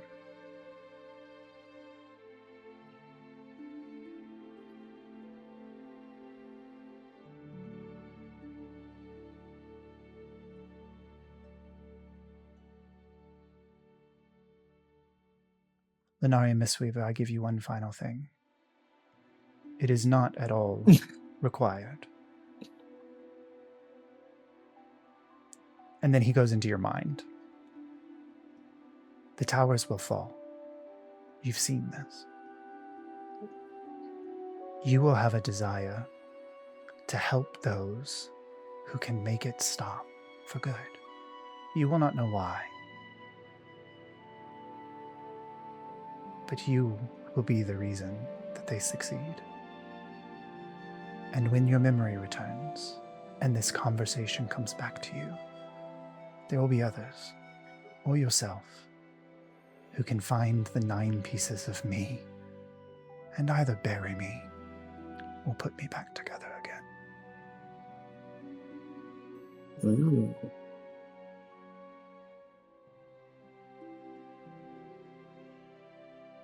What will that do? Well, burying me brings me peace. There's a nice otter friend that will guide me to my space of rest. Put me back together again. I can meet my son, who still walks.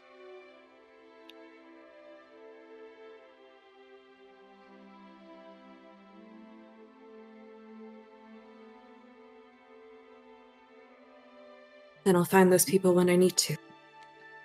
Good luck. And then out loud, Devin, you hear him say, I think all that's left for you, young Lightbringer, is to make a choice. And as long as you rest here, this tower will stand. And if you were to fall like Mikola before you, your blood would have blood. Others, your future brothers and sisters, will be called to fulfill your duty. Should I touch the tree? Should you touch the tree? I see that you already have. And there is a future Lightbringer who may yet make their mark on the world that you've awoken. But I wouldn't touch the tree more than you need to. Oh my fucking god. Okay. You'll sit will. here in silence and separation with Alistair for the remainder of your days.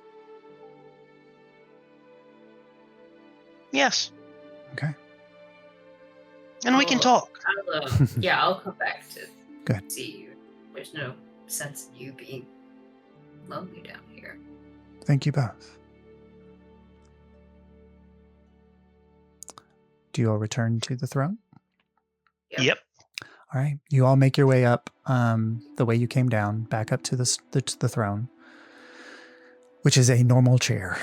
To call it a throne is a reminder of its importance and not of its construction. Devin, do you sit? Yes. And Without hesitation. Without hesitation. Alistair standing next to Devin, Lenaria, Ajara, Morrison standing back. You watch as the last Lightbringer for this tower sits, and a beam of majestic light fills the chamber, hits the Zephrysite spinning gem at the top of the tower, and blasts up through the veil.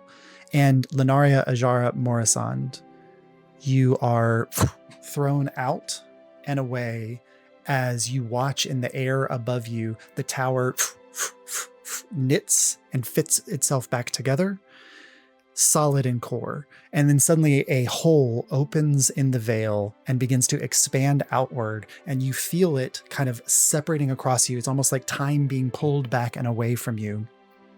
And as you're doing that, you're watching city streets that were spinning up in the air align themselves and flatten, and buildings putting themselves back together and then jutting off into far distances. Some of them still trapped behind the veil, but some of them now being pulled back from where they were hidden behind the veil as it is pushed backwards.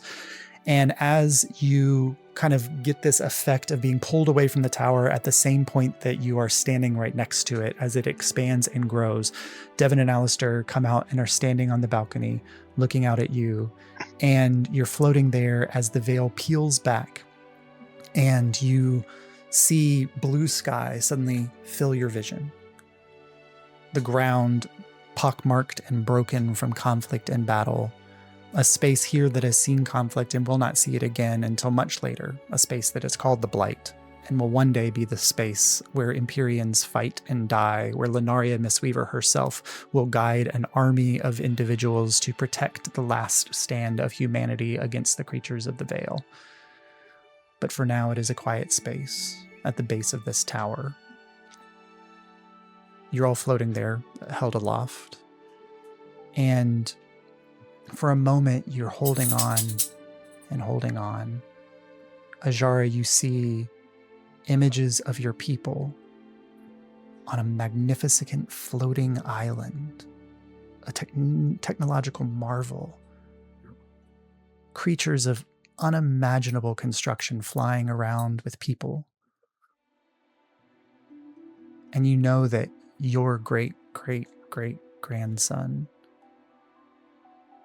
is the reason those marvels exist.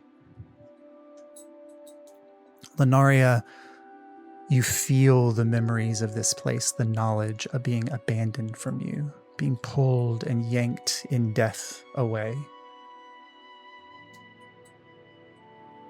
The last thing you remember is people, connection, an individual. And the last thing you see is this shy, quiet, uncertain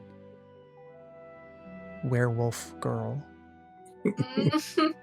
who stumbles across your path and that you need to help and protect and guide along the way, because she and her friends will change the world.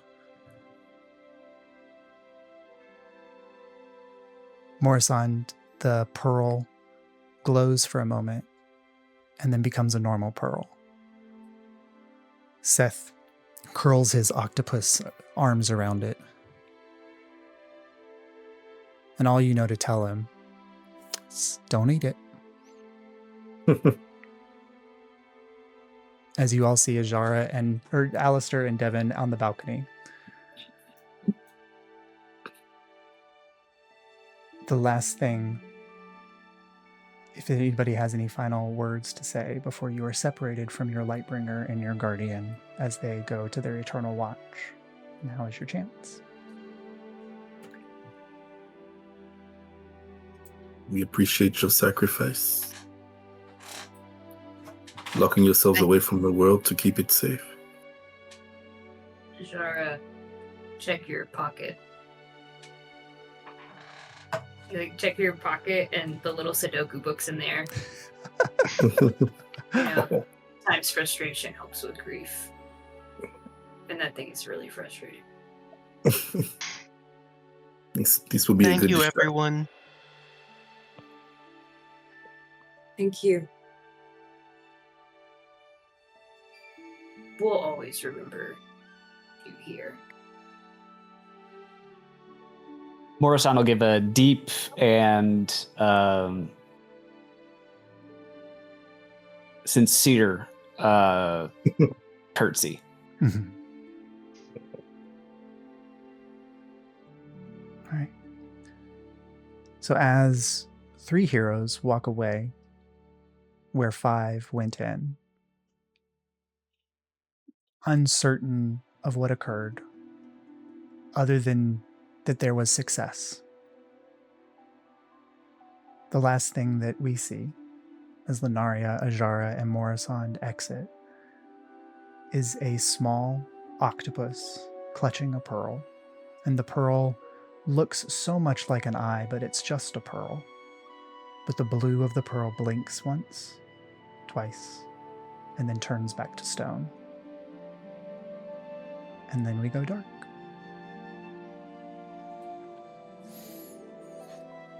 Yay. Yay. Applause. Did you Josh. get my message for the epilogue? No, hold on. Let me pull it up. I got so into the thing there. Yeah. No. It doesn't affect anything. Did you send it to me on Discord? Yeah.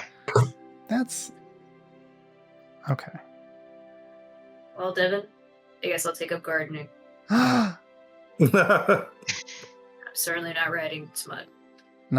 Do you want an epilogue moment of... I mean, Devin and Alistair spend 250 years in this tower. Damn. Devin is the last Lightbringer for this tower. And this tower is the first tower that is shattered when the subversion comes full. The first tower shattered of the 9. But some point in that history, Devin, do you ever show Alistair what you did? Well, I find the note with his name on it. Yeah. So it's for him. And you don't know what it said. Like you don't know the context. I don't open Devin. But you hand it off to Alistair. And Alistair, you probably go out to your balcony. Did you continue the garden? Did you follow? Yeah, I don't think I'm really good at it until like No, but 100 years. you're trying to follow Braytag's instructions, and Braytag's instructions are like talking about like 100 pine years. bark and like like weird things. And you're like, I don't Why know. was he watering so much? But you're out there one day, Watering. and Devin comes out on to the balcony and hands you something, probably with a plate of an afternoon meal, and then a letter that you found in a somewhere, Devin. And you go to open it, Alistair, and on the top of the balcony, looking out, still not able to recall the entire journey that you had with Devin through the Vale, and not really certain of all of the other journeys that you had before, those memories of loss, those memories of death. You know that your sister died, but you don't remember exactly what happened. You just know that there was something bad that happened. You open up this letter, and in Devin's handwriting, in a handwriting that Devin cannot remember writing herself, it says, "Take comfort, you avenged your sister." Oh. And then we go dark. Are you gonna make me cry, Robert? Where? Ugh. No, it's like I can't believe you didn't let me date Lenaria. This makes it even more. This makes it even worse. I didn't tell you not to date Lenaria. So did he forbid It would you have from been dating so Lenaria? fake. I didn't Do you know keep how you hard from I tried to doing date it. Lenaria? Do you know how hard I tried? I was blocked at every turn. You got plenty of action. Yeah. I could have, but I could have had Mistweaver. It's fine. Exactly. Fine. Look, I What say a this good with plan. so much respect to Mar, but Lenaria's a little out of her league. No, it's true. Lenaria's just kind of out of Like, everyone's Mar league. is so cool. Lenaria's at only it. like 350 years old. What does that matter? My hot MILF, Yeah. please. Yeah. Mar 25 years after the events of campaign 1 is finally in the league. Yeah. Yeah, maybe like 45-year-old Mar could do it still. We don't know. We don't know what happened. We don't know. Mars. I mean, how old is yeah, Mar now? Lenaria is technically only middle-aged, so because they live to like 750 years old. She's Yeah, Mars 350. like what? 39 now? Yeah. I think. I think she was 29. Yeah, 39. Mhm. I think she was 20 because Shuri and Mar were the same age, and I think we landed on 29 for them. Yeah, that's true. There's So I something think- like Oh, They're they're both about to 39 turn now. 40. Yeah. Oh. They're planning their big 40th. Lordy, Too lordy, real, look Josh. who's Josh, 40. too real. All of Ticket Town is having to celebrate. Yeah. Source is getting ready to celebrate his 14th birthday. 14. Yeah. Soros almost can get his longest-lived driver's rat that ever license. Oh my god, he's got his permit! Yay! You're still not allowed to drink in Ticket Town. You're not of age yet. No. Oh man. That's so good. Josh, this was your calamity. Oh, well, it wasn't as good, but it's good. Like, it is. Yes, it was. It Fun. was.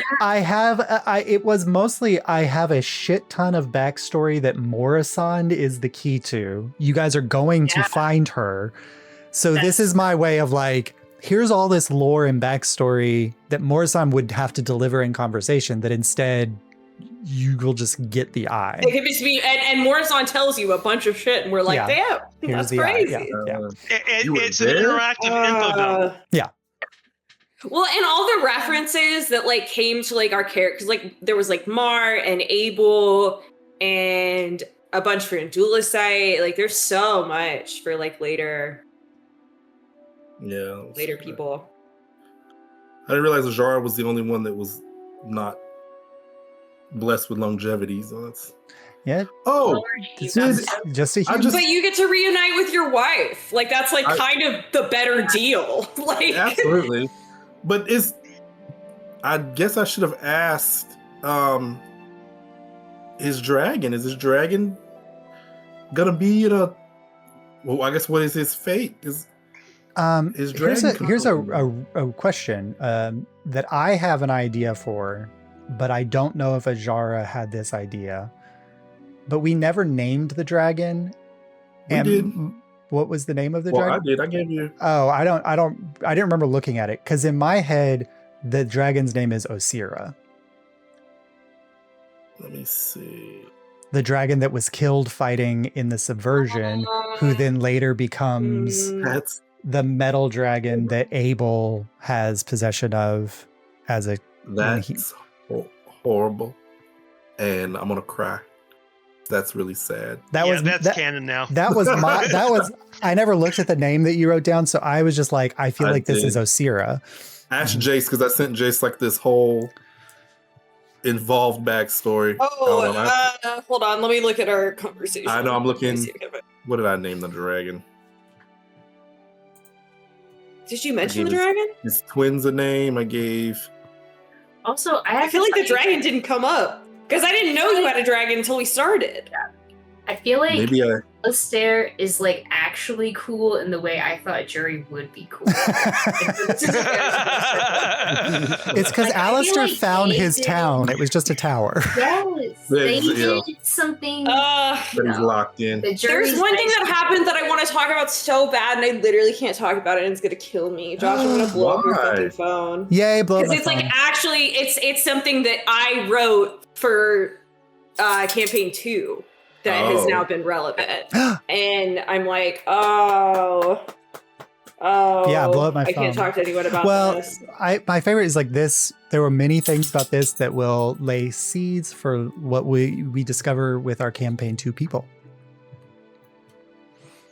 Yeah, I'm gonna have to like make a compilation of when you're telling all that crazy stuff and my mouth is just open and I've got like the cat going through space. What's happening to me? Meme. And you have to catch it the moment you mute yourself so that you can make the face. Well, there's another moment when you Make an mentioned audible noise. Andulicite.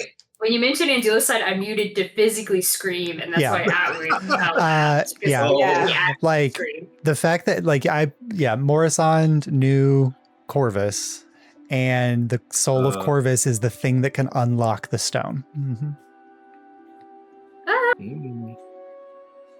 And we're gonna go see your probably Mhm. fuck us. Your fuck Yeah. ass warlock patron. This is the shit. We he's gotta after. deal with that. I know. What is your What a. fuck ass Yeah, because your warlock patron wants that shit? fucking eye. I just can't wait to beat him bloody. You know. Well, you guys are tasked with killing That's gonna be him. awesome. So That's gonna be so It's just fun. a warlock patron, guys. It's honestly small potatoes compared to I mean, it's cosmic true. being that will eat the whole world. Well, it's what's backing him is the problem. You don't Yeah, know what's yet. backing him his is mini really is only bad. this big. He's backed super by the powered up cosmic- right now, I fear. His the mini is whole only this thing. big. Yeah. But I'm wondering what's the reason that. put that back in. What the fuck does he look like? What is this Jolly Green Giant motherfucker? What is he? So Nerds are the he looks dumbest like looking genies. This I glut love shitter him. looking motherfucker. No. Yeah, that looks like the guy from Oh. last campaign Yeah. that we hosed. If Freets are so cool, like the slot is Yeah. still out there. Never Gins are so forget. cool. Nerds are terrible. Yeah. Oh, the We need to find a slot better could be married lady. anywhere. I'll find a better The Mary. slot could be anywhere. The slide. It does look Oh, like he a does look slide. like a It's slide. Slot is That's what's true. in the That's what I'm saying. It does look like a It slide. does, yeah. What NPC would be the most tragic to be the slot in the current campaign? That's what we need to. I think if it's Felinor, I will actually kill you. I would actually come out of this computer and strangle you. Because the slot could never didn't care about mold that way, so it No. simply could not be Felinor. That's how you know it's the real Felinor. So, Yeah, it's the mold dedication. I don't think the slot could keep that up. no. Slot could Yeah. I think the slot would have given up a long time ago. Fuck it, you caught me. You caught me. Josh, does you Witch leave the not room and he's trump just marriage? like, oh, I don't give a Does what? shit about mold. So does Witch not trump? I'm marriage? allergic Like, to mold. This is the worst. Is she not like? What's the reason why she hasn't? If she's already, got him on her radar and is put a hit out on him, What's the reason why she wouldn't just go like kill him himself? This doesn't ruin anything for you because it's a question you would ask Morrisond, but yeah. because Morrisond had already made a pact or an agreement, because he's part of her retinue, so they've already made an agreement together. She can't, even if she's powerful enough to kill him, she cannot break that pact because of the way witch magic works. Yes. Okay. Yeah.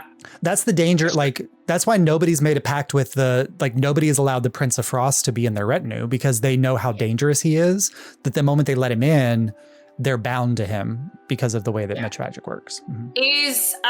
Is he also bound to Morrisond in the same way? So he's not part of Morrisond's court. He's part of the retinue. So they just have like a MOU instead of like a binding agreement. But she nodding can't, like I know what that is. A memorandum of understanding. They can't. It's like they have an agreement that they work together, and that he's protected from her, she's protected from him, so they can't harm each other. But it's not like he's not in her court, so he's not getting any of the blessings that she gives to people in her court. We all know how well. I meant the patron, not the Prince of Frost. Oh yeah, the married, yeah. Oh. So he's also blocked from killing Morrisond, right? Yes, because of part of their agreement. Yeah. It's kind of like a gentleman's agreement versus So who a is he bringing in to kill Morrisond? That's the question. Because they have to be trying to kill Morrisond. Is it Ravik? Yeah, probably. Yeah. Actually, what are we talking about? It's 100% you. He's going to be like, Ravik, awesome to see you. Here's a gun. While you're there, do me a solid. There you go. You're going to see Morrisond. So convenient. Yeah. I'm gonna go to bed, y'all. I'll catch you All right. later. Well, This has been Bye. crazy. yeah, have a good trip, Jace.